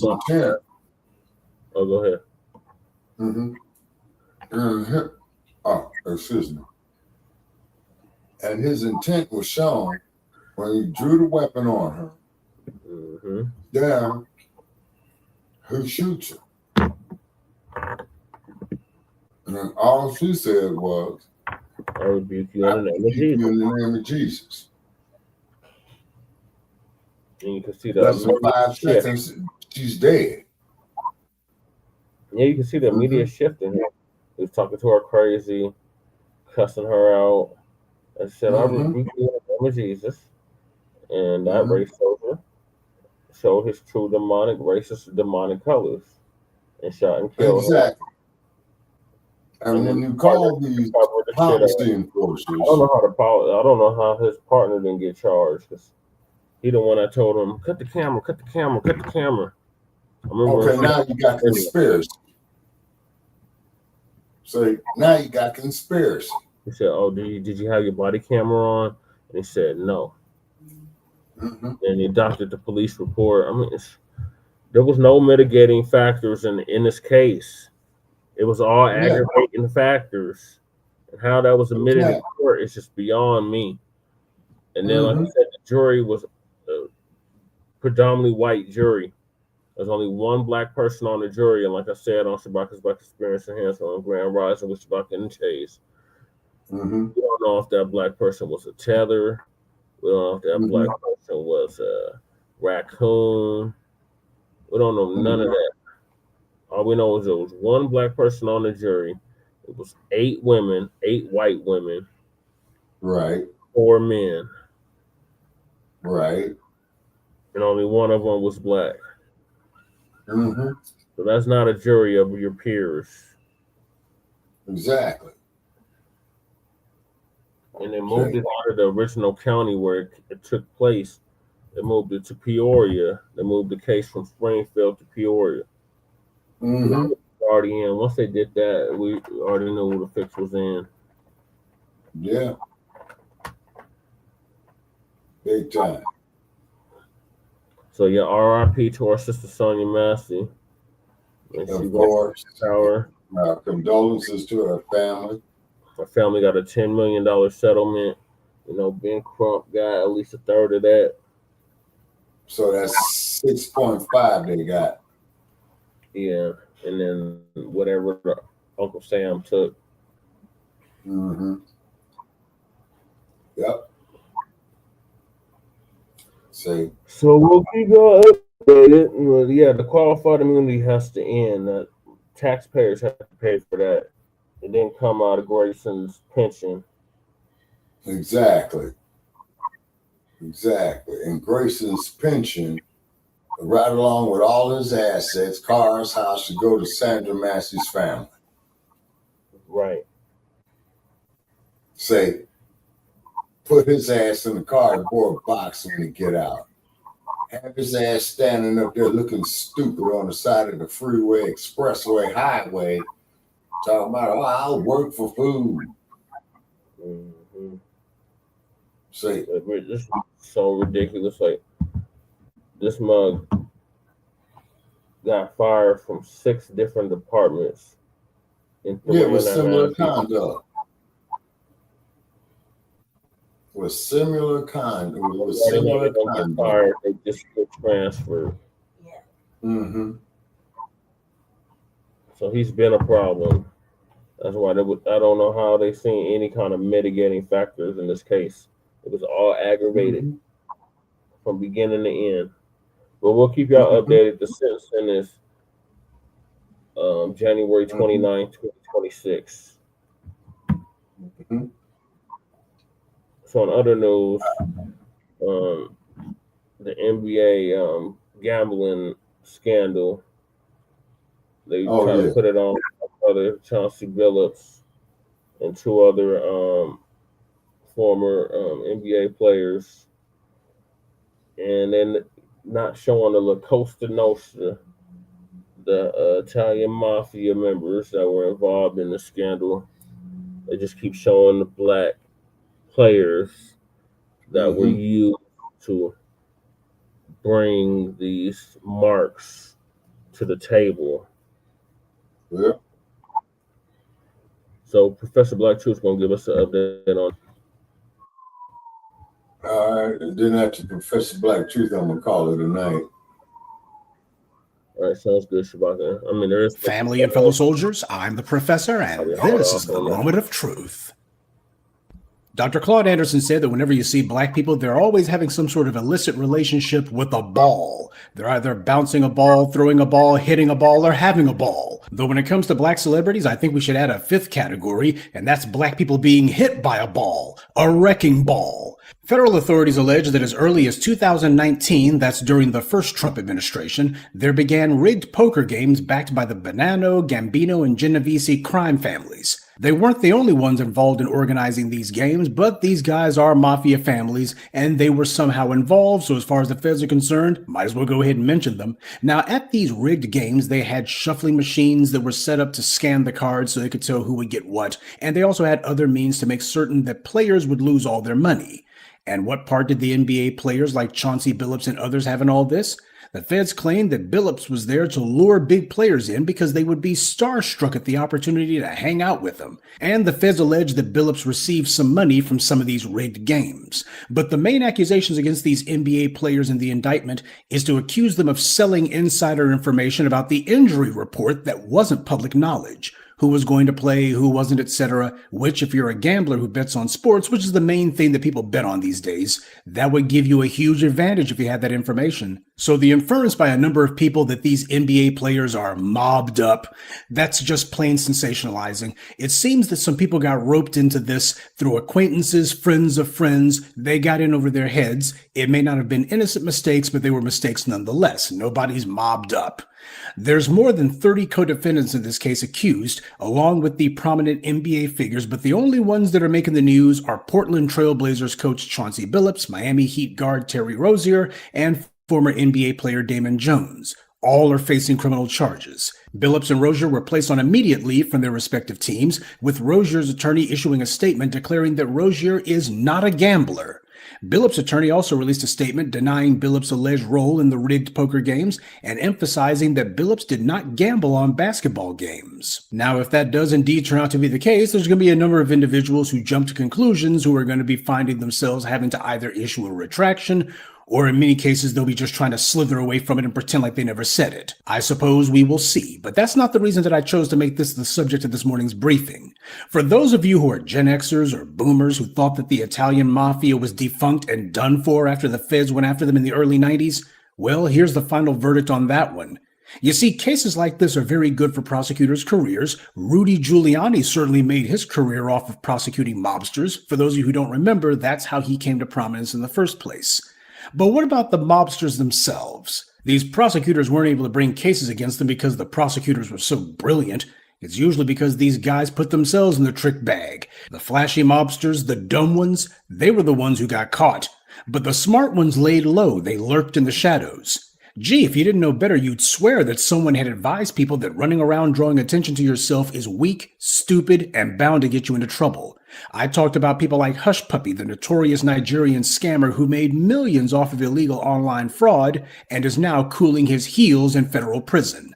That clown was posting the proceeds of his illegal operations for the world to see because attention was more important to him than money.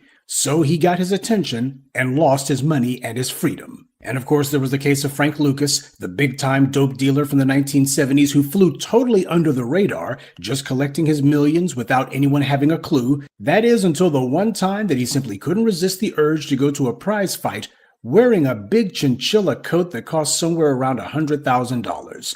Now, he could have easily worn a very expensive suit, but no, this was his chance to show the world who he was and how much he was worth. He was trying to impress people, and he did, including the police. And when he did that, he was on everyone's radar, and eventually he was in a cage. When it comes to organized crime, there's a kind of Darwinism that takes place. The smart crooks adapt to the times, the dumb ones don't, but the really wise gangsters, they don't draw any attention to themselves. You don't even know that they exist. Carlo Gambino, the patriarch of the Gambino crime family, was himself someone who made it a point to fly under the radar. When the New York Times wrote about him in 1971, the headline read, "Gambino, Quiet Man in the Spotlight." This while he was under investigation by the feds. Smithsonian's website described the difference between Carlo Gambino and John Gotti. Gambino led a nondescript existence, had no big mansion, didn't draw attention to himself running around town with girlfriends. At the other end of the spectrum was John Gotti, who started to believe his own press. And that's why Carlo Gambino, the head of the nation's biggest and most violent mafia family, died a free man at his home, while John Gotti spent the last 10 years of his life rotting in a cage where he died. And a similar dynamic happened with the Colombian drug cartels. The guys who were being all flashy, like Pablo Escobar and the Cali cartel, wound up dead or in prison. And the ones who were left after that were the smart ones, more cunning, who understood that you got to go ahead and collect your money without drawing a high profile. So that's the reason why 30 years after the alleged end of the Italian mafia, you're just now finding out that they didn't go away at all. They simply went underground. There's a lesson in that somewhere which unfortunately too many black folks refuse to learn. Now, one thing that I'm not going to do is to speculate on the why in this case, because a lot of people have basically been saying, well, these guys, surely they must have had big money problems. Nobody knows what their financial condition is, or whether or not these guys were just merely misguided thrill seekers, or if these guys somehow lost all their cash and this is how they were trying to pay off some debts.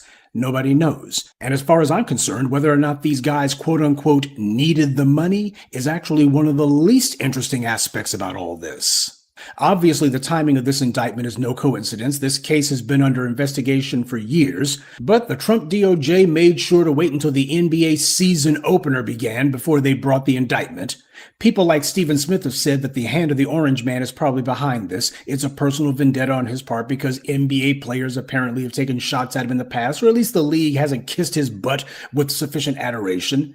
He's probably right by all accounts. These events are still unfolding, however, and if it's anything like the Diddy case, whenever the feds go after black defendants, they always seem to get out over their skis a bit and put a bunch of charges on there that don't fit because they're depending on racism to put the black man in prison. But while we can all recognize the open racial bias of the authorities, at the same time, we have to also recognize that these athletes just keep putting themselves into the trick bags. These are the guys who convince themselves that because they got some rich white friends who invite them up to a private party in the hills, some cheese and croissant circuit kind of thing. These are the guys who have conned themselves into believing that they're on the team, and they begin talking the way that their white benefactors do. But reality always gets the last word. If these charges are indeed greatly exaggerated, if not outright false, who's going to stick up for these guys? They're out there by themselves. You take a look at the commentary, even from their own pals like Shaquille O'Neal and the rest of those guys on Inside the NBA, they're throwing them to the wolves. So they're saying these guys, they should have known better. They put themselves in a mess. Pro ball players are always talking about how deracinated they are. They're the first ones to lecture us that race is not a problem in their lives, and the black community needs to get over it. If you're in trouble with the law, then that's a personal flaw on your part. Well, I hope that they stick with the respectability politics on this one, too.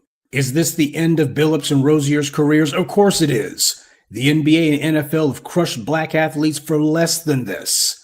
Now, are any of them going to be going to prison? I don't even think that matters. Jonathan Majors didn't go to prison, and they wrecked his career. Nate Parker didn't even get convicted, and they wrecked his career. Ray Rice didn't go to prison, but he was through in the NFL. Under white supremacy, they don't have to put you in jail in order to destroy you. The mere accusation is enough for them to go ahead and do what they've been wanting to do the whole time. They get a sick glee out of taking some black person and lynching them in the media. That's always a perennial guilty pleasure for the dominant society that never gets old. But apparently for some of these players, their memories get old. When you're black, there's always someone trying to get their hooks into you. There's always someone trying to run you. But these professional athletes, they never seem to learn that the whole world is one big plantation. And no matter how much money they have in the end, they're still out in the field while Massa's in the big house. These guys weren't gambling on poker. They weren't gambling on cards or anything else. The big gamble that they were taking was that maybe, just maybe, being black wasn't going to have a bullseye on their backs. That was the real gamble they were making. That was the actual game that was being played here. And as usual, the house always wins. Good day and be one. I'd like to take a moment to mention some of our contributors: Sean St. Thomas, Stephen 12, Keitha Dixon, Aaron Harris, and Kenneth Dickerson. Salute to them and thank you to everyone for listening, liking, and sharing this message. Black empowerment only exists because of you.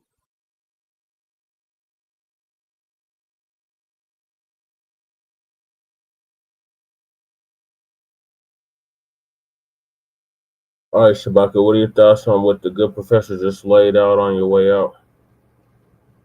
He's right in everything he said. But I think there got to be some type of infrastructure set up, and these race soldier departments may hold these individuals accountable. Tonight, we're hearing from the man who recorded this viral video showing a Baltimore police officer. Sorry, go ahead. Yeah, see, so therefore, there's got to be some checks and balances on these race soldiers. See, how can you kill that mentality that's been in them as a collective man for the last 200 years? Shabaka, we're not even on that topic no more.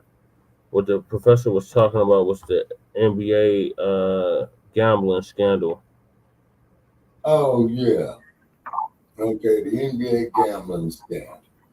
Well, the only thing I can say about that is this, man, they've been betting on professional sports, man, ever since professional sports was invented. From the World Series to the Super Bowl, man, to heavyweight title fights, to football, you see what I mean? And, you know, they got busted, you see? They knew the job was dangerous when they took it. Well, Shabaka, they were just the front people. All they did was lure the marks in to get finessed. Exactly. Hoodwink, bamboozle. Yeah. Yeah. Like they didn't own any of that equipment. They didn't own that card reader, the X-ray scanner. They didn't own none of that. Right. Yeah. Yeah. Their sole purpose was to get these marks to come. Mm-hmm. Marks were fans of theirs. And right. That's all. That was all they played. That was the only role that they played in the thing. Mm-hmm. But what are your thoughts on them showing their faces, but not showing La Costa Nostra's faces? Because they own the police department. That's why. Mm-hmm. See, they own the police department. They got the police department on puppet strings. But not even the police department. I'm talking about the media, the white-owned media. Mm-hmm. Except for black person media, you see what I mean? Shabaka, the white-owned media is literally showing black players' faces. They're not showing La Costa Nostra. Oh, agree. You know what I'm saying? But you're right about. See, you know, and then when he goes to court, you know, what is this going to be his defense? Because ignorance is not one. Right. Can't use ignorance as a defense. Right. So you can say, "Oh, I didn't know," or "I had no idea this was happening." Yeah, what he should have said is that this is an ambiguous situation, which it is. Very ambiguous. Yeah. Or prove I did anything wrong. Or just talk to my lawyer, which more than likely that's what they're gonna do. Mm-hmm. But yeah, it's no secret. Like Chauncey is, those that know, he's been involved in gambling for a long time. Wow.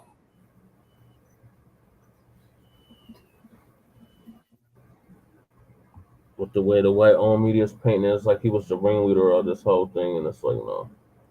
Mm-hmm. Or the other two former NBA players, they try to say, they try to paint it like they're the ringleaders of this, and it's like, no.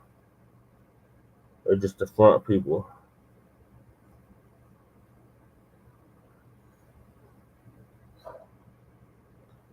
All right, Shabaka, is that your final thoughts? Yes, sir. Okay, well, thank you for joining us. All right, thank you for having me. Okay, and I'll give you good folks a call, when I wake up, and then keeping an eye on other stories as they're unfolding, around the world and what have you. All right, ladies and gentlemen, this is Shabaka Sankor signing off from Las Vegas, Nevada. Come on, 7-Eleven. Yep. All right. Good night, Shabaka. All right, Lady Che, what are your thoughts? I don't like how they portray Chauncey Billups. Like here with the media, they immediately want us to turn our back on him. You know what I mean? Like he's just such a bad guy. I find that only the evidence can really prove that. It's all speculation, hearsay until they go to trial. I feel like he's not making it any easier either, by not saying anything to the media or anybody really. And I find that to be ambiguous. Like you said, it's salacious. I brought up that fact that why they didn't show the mob, you know what I mean? They're so quick to, they were so quick to accuse them of shit too. Well then, why don't you show them? And what is the catch? What is these fake these operations? Operation Blackjack, Operation Bet, Operation Your Mama's Guilty at Roulette. You know what I mean? Like, Jesus, they can be more insightful. And is this the old boy's first time getting in trouble with this? You know what I mean? I have questions. I feel like none of them are really going to be answered. Plus, people are already doing their digging up stuff. And here in Colorado, or Denver anyway, the media wants you, the media wants you to turn your back on old boy. And he's like, hometown, hero, which is really shitty. That means it only just shows how there's no loyalty. You know what I mean? It always shows that. It always shows that how people smile in his face and they will be so quick to turn the other cheek and say he's guilty, whether he is or isn't. You know what I mean? And yeah, they should. What are they really afraid of? They should show the other people involved in it. Was fair. It was good for the goose, good for the gander.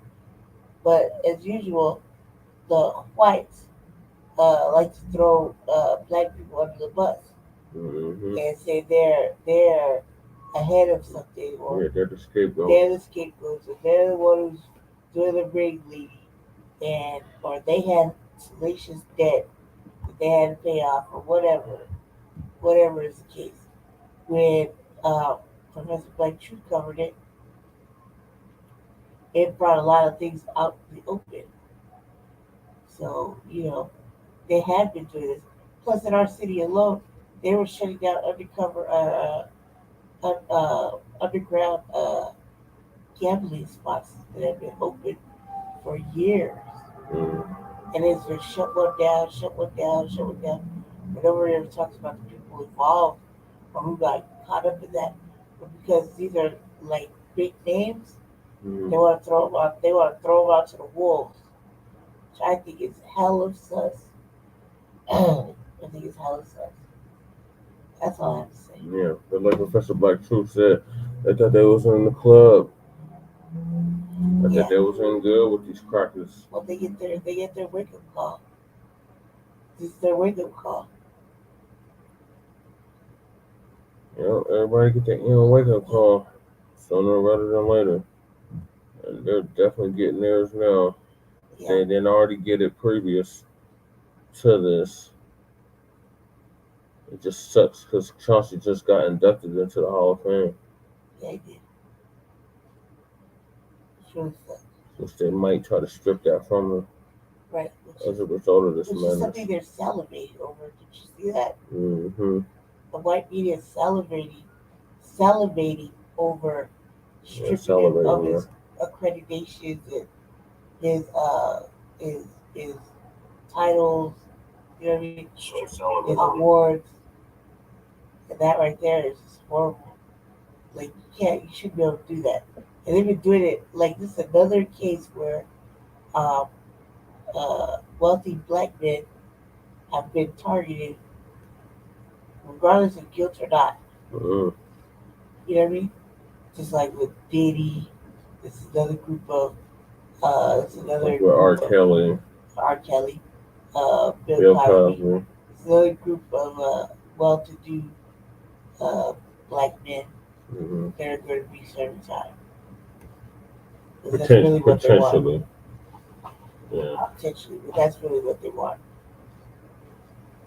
And why they're not going to want his money because they're going to say that money comes from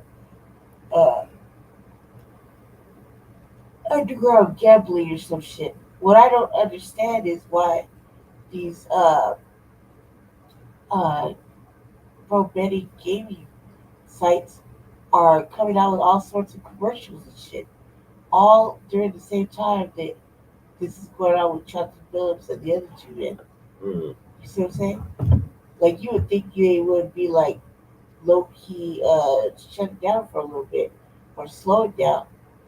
But like there's the reason they're mad is because they need to file the reason this is bad is because all the whites and systems like that want is them to be paid taxes. This is underground, so nobody's paying taxes. Right. So that's why they're mad. If they would have paid taxes on it or whatever, then they wouldn't be so angry. They're angry because none of that money, however much it was made, went to the government. That's how they do it with prostitution. They do it with drug dealers. Same thing. Yep. If you're making so much money and you paid your taxes, they wouldn't give a damn. They let you go on about your business. You know what I mean? The drug dealer could be a wellness pharmacist. Yeah. Independent operator. While he's paying taxes, they don't really give a damn. Prostitute could be an independent entertainer, massage therapist, massage entertainer, right? Masseuse entertainer. Yeah. And so she's paying taxes on everything that she does. She's a record. They don't really give a damn. See what I'm saying? Same thing with gaming. If they can tax it, it becomes legitimate. And they pay for it. And it doesn't shit with me out. It'd just be like Chauncey inviting a couple of his homeboys over to a game where they play roulette all night. Mm-hmm. See what I'm saying? Or a poker game, which has been going on for decades and decades and decades. You know what I mean? Right. Homeowners get together and play spades. Mm-hmm. Is that underground? Is that illegal? Right? Yeah. Playing dominoes for money up at the park. Is that underground? Is that illegal? Playing dice at the cookout with actual cash with your cousins. Is that illegal? Is that going to be used as it? Mm-hmm. When you win, you put taxes away. Like, that's all they care about, is that there's tax evasion going on. Mm-hmm. And if they can run the men up, they turn into Wesley Snipes. Yeah. See what I'm saying? That's all I gotta say. I'm done. All right, thank you for that, Lady Che. So the next topic is man speaks after recording viral video of Baltimore police attempted to run over civilian. So in Baltimore, the police tried to run over a potential suspect who just so happened to be black, right? So the dude that recorded it, he speaks out about what happened. Tonight, we're hearing from the man who recorded this viral video showing a Baltimore police officer trying to run over someone with his patrol car in Park Heights. Fox 45's Keith Daniels has been following this story all night. He joins us live now with an update from police and the community's concerns. Keith. Well, Maxine and Kai, we've learned the identity of the officer involved in that incident. The man seen running in that video says the officer's patrol car struck him. And tonight, the man who caught it on camera. You gonna hit him with the car? Yo, what the bro? Yo, hell no, yo. For some, it's simply hard to believe. Look at it. A Baltimore City police officer caught on video trying to run down a man. If I ain't have it on camera, nobody would have knew. Slick Brown is the one who captured the images with his cell phone camera. The video now gone viral. Almost 1 million views. With nearly 1 million views at this hour on social media. Oh, what the bro? His friend Ronnie, officer in his marked patrol cruiser, chasing him. Coming, Ray hit my man like for no reason. It's like he ain't even make no arrest for real. Like he just tried to automatically hit him.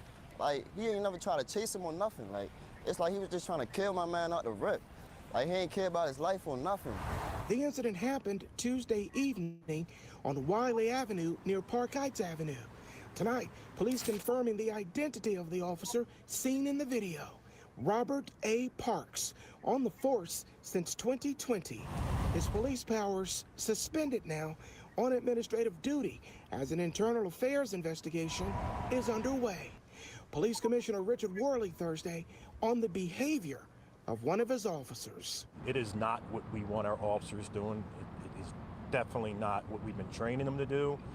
And unfortunately, one bad incident like this sets you back months and years to all the progress that we've made. Brown said it all started after the officers saw him and his friends standing on the block. They were told to move on. Brown said they did, but then the officer returned. 2 minutes later, he pulled straight back up. Me and my man's walking. He straight asked my man, he like, yeah, come here. But he never said why, though. According to initial reports, yeah, individual wanted for a warrant. He got away. The man seen in the video was wanted for an outstanding warrant. On the phone with Brown at one point, he says he had a failure to appear in court for driving without a license. Meantime, the investigation of the officer. All he did was get suspended. No, I think he should be fired. Right. Like, shouldn't be able to come back or nothing. Well, Brown called the man in the video with me. He says he's banged up a bit with a knee injury. Meantime, that crash ended with the officer slamming into the backyard fence of an elderly woman's home. She told me she's already received the paperwork from the city for repairs. We're live tonight. Keith Daniels, Fox 45 News. Hi, I'm Maxine Stryker. Who brought this to my attention? I think it was Church. I think it was Church of Black Power. Is it a church or is it a church Great Black Shark or Black Alpha Network had brought this to my attention. So, or it might have been Breeze Omega too. One of them four. A shout out to them. Yeah, that officer should definitely be fired, but we already know they don't get fired, they just get transferred. And when they're talking about internal investigation, all they do is, oh, we investigated ourselves and we found we did nothing wrong. So at the very least, this brother should get paid, and that officer should definitely get fired. But we'll see. In a perfect world, these things would happen, but this is not a perfect world. So moving along, Black mayor puts racist neighbor in place after being harassed.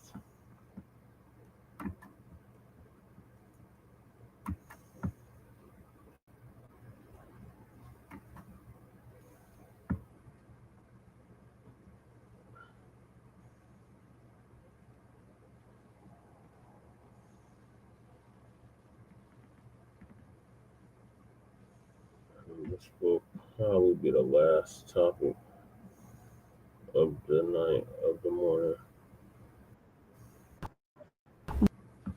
And don't forget to put your clocks back. I think it just went back. I think we just gained an hour. It's 2 a.m. here, so to the 1 a.m. Mayor now.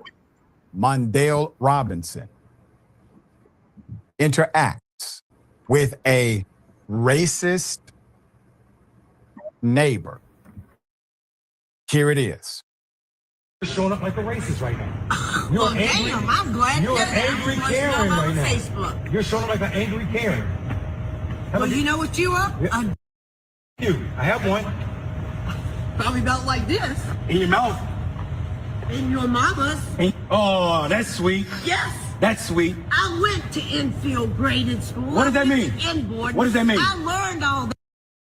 You learned it. Oh, you learned it from the black people. Just as You learned that from the black people. derogative You as think you learned this nastiness from black people? No, man. This shit is part of your culture. It's part of yours, are too. the problem. No, I'm not. You walked out your house because you saw me and my wife going to get a cup of coffee to be this nasty. You could have kept your nasty ass in the house. You chose to come You out here could have kept and your bother me. nasty ass. Well, you see, our dear brother, Mayor Mondale, he's not a take the high road kind of guy. He's I will take the same road that you came traveling on. I have to take that road sometimes myself. I don't always take the same route. So this individual decided to utilize the avenue of racism in order to become adversarial to her mayor, the mayor of Enfield, Mayor Mondale Robinson. Mayor Robinson, if you remember, who has been a guest on this show many times and is a personal friend of mine. Mayor Robinson ran for mayor specifically to root out white supremacy in Enfield. So literally, he ran against the sentiment, the personality, the character that he faced off against. And listen, he has always been an in-your-face mayor. As a matter of fact, that's why he got voted in, because people wanted someone who would stand up to this kind of racism. Now, when he was on the show a time back when, we were talking about a mayor named Bart Littlejohn endured racial comments from multiple bigots during a meeting. We previously discussed with Mayor Mondale how does he conduct his meetings and what would he have done if individuals came inside of his meeting to incite violence. Here it is. You are Mr. Mayor. You have to govern these similar types of meetings. People get to say what they choose to say. Give us some of the rules here. Listen, you get 3 minutes to speak in our town, and I can shut your ass down when I get ready. And I promise you, and I can say this is a disclaimer, TYT does not condone violence, but I would whoop their ass. I promise you. I'm the wrong mayor. You are not. The first one would have got you in trouble with me. I am not Bart. Do not bring it to my town. I am not Bart. And for, like you said, there's a lot of speech that is not free. Incitement if you're inciting harm or violence, then that is not protected by free speech. The mayor is correct. Your free speech has limitations, or let's call them responsibilities. Your freedom of speech cannot be utilized in order to incite violence, regardless of the forum.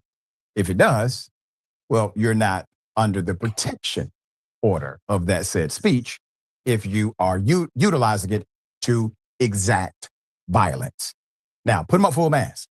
I'm going to give you some background to this and some foreground. So the mayor of Enfield, North Carolina, our dear brother, has fought against white supremacy, torn down Confederate monuments, and launched the Black Male Voter Project. We have highlighted that project many times on the show.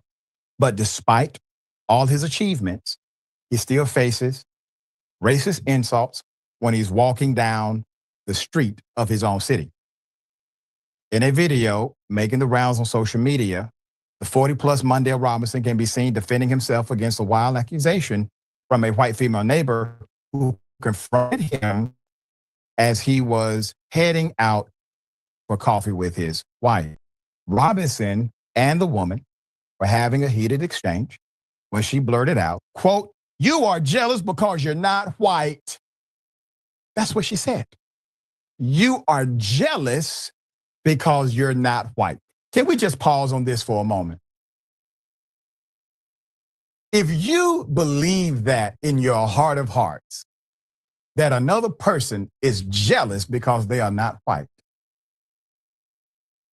anything you say is perverted by that lens. I don't see how you can say anything that is not racist.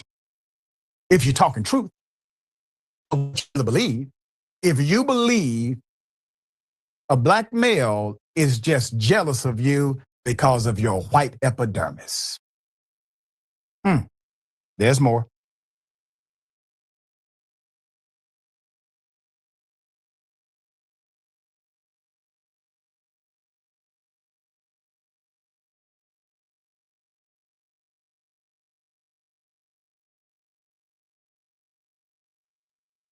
Robinson and the woman were in this exchange. She yelled out, "You're jealous because you're not white," to which she quickly responded, quote, "I want to be white," end quote. The insults continued in a follow-up video where the woman blamed her offensive behavior on the black community of Enfield, whose population is 1,864, is 85% African American. After insulting his manhood, she told him, quote, "I went to Enfield grade school. I learned all that ish just like you did. I can be just as derogatory as you can." Response, "You think you learned this nastiness from black people?" he asked. Quote, "You are the problem." Now, our dear brother's no stranger to confrontation. After joining the Marines and earning an associate's degree in political science, he traveled across the country as a political consultant before returning to North Carolina to mobilize voters. He told public radio station WUNC that he became Enfield's mayor in 2022 to stop the white supremacy that had historically plagued the town. And one of his first major actions, he bulldozed a local Confederate monument in the wake of George Floyd's murder. White men with guns showed up by the truckload on his street the next day. In the recent video posted in late October, he didn't back down either, telling the woman, quote, "You're showing up like a racist right now. You're showing up like an angry Karen," end quote. Judging by the comments on Instagram, Mondale voiced the feelings of many. Quote, "Delegation of black people statement, we have never wanted to be white, respectfully," one wrote. Another astonished commenter added, quote, do they really think we want to be white? I've never heard this before. White, really? Like, people are genuinely confused that this is part of the psychology, I would say. Put up the picture again of him bulldozing the Confederate monuments. It's a beautiful story behind this, by the way. Very beautiful story. As a matter of fact, when this happened, I was hosting the Rashad Rich Morning Show in Atlanta, Georgia. This is when I first was introduced to who this brother was. Loved it. the rule that the state had made, the state said you can't remove these monuments. That was during the time when state governments were acting ridiculous as it relates to local control. The local people, vast majority African American, they no longer wanted to look at symbols of their own oppression and pay for these symbols at that. Pay how? By way of maintenance, maintaining the structures and maintaining the land around it. But see, the state passed a rule but failed to truly protect the monument. They just said taxpayer dollars cannot be used to do this, that it cannot be done by government workers. They tried to go through this whole list. And so what the mayor did after he was elected and duly sworn in, he went and got a sledgehammer and tried to knock it down himself. And he said it was Confederate strong, and so that racism was built in. So he went and rented a bulldozer that night and bulldozed it himself, thus following the rules. Yes, he was investigated. Yes, they wanted to lock him up. And yes, he was exonerated because he technically followed the law when he did it. That's how he came in as their mayor. So we with you, dear brother. Continue to fight the good fight. Senator, thoughts here? Yeah, we with the mayor all the way. I loved every clip that you played. That is the mayor that we know and that we love. I was thinking about how Black people, American Black people in particular, are the most emulated people on the planet. And this chick talking about you mad because you ain't white. Which in those words in and of themselves, as you laid out from the moment she spoke them out of her words, everything else she said was voided. But Doc, you know what else she said? She didn't say, but it's subliminal to the subconscious. You want to be white, therefore I recognize my white skin privilege. That's what she said. So that's what it is right there. Yep. Right there, Doc. And so as much as people who think like her, I won't put everybody in the same category, want to say that Black people are somehow preoccupied with identity politics. No, sir, no, ma'am. No, sir, no, ma'am. You all are preoccupied with quote unquote identity politics. You started it from the inception of the nation. It was one identity and one identity only that you uplifted as superior to all others. So, Doc, they know. But she got the right one. She got the right one that day. He said, you know, my mama used to say, wherever you act out, that's why I'm whooping your behind. Right. And I think Mayor Mondale, that's how he rolls. That's old school right there. That's old school politics. Yeah, he got her ass good. Oh, punk ass Karen. Yeah, that was damn Democratic shields right there. But yeah, that brother was in his right. So I ran for mayor for that same reason, so I could eradicate the racism and white supremacy in my city. They have to put an end to that. There'll be more opportunities.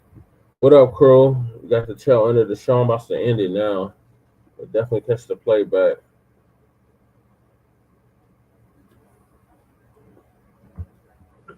So yeah, thanks for tapping in. I'm just going to conclude Season 5, Episode 50, Part 1 of the Frontline Black News.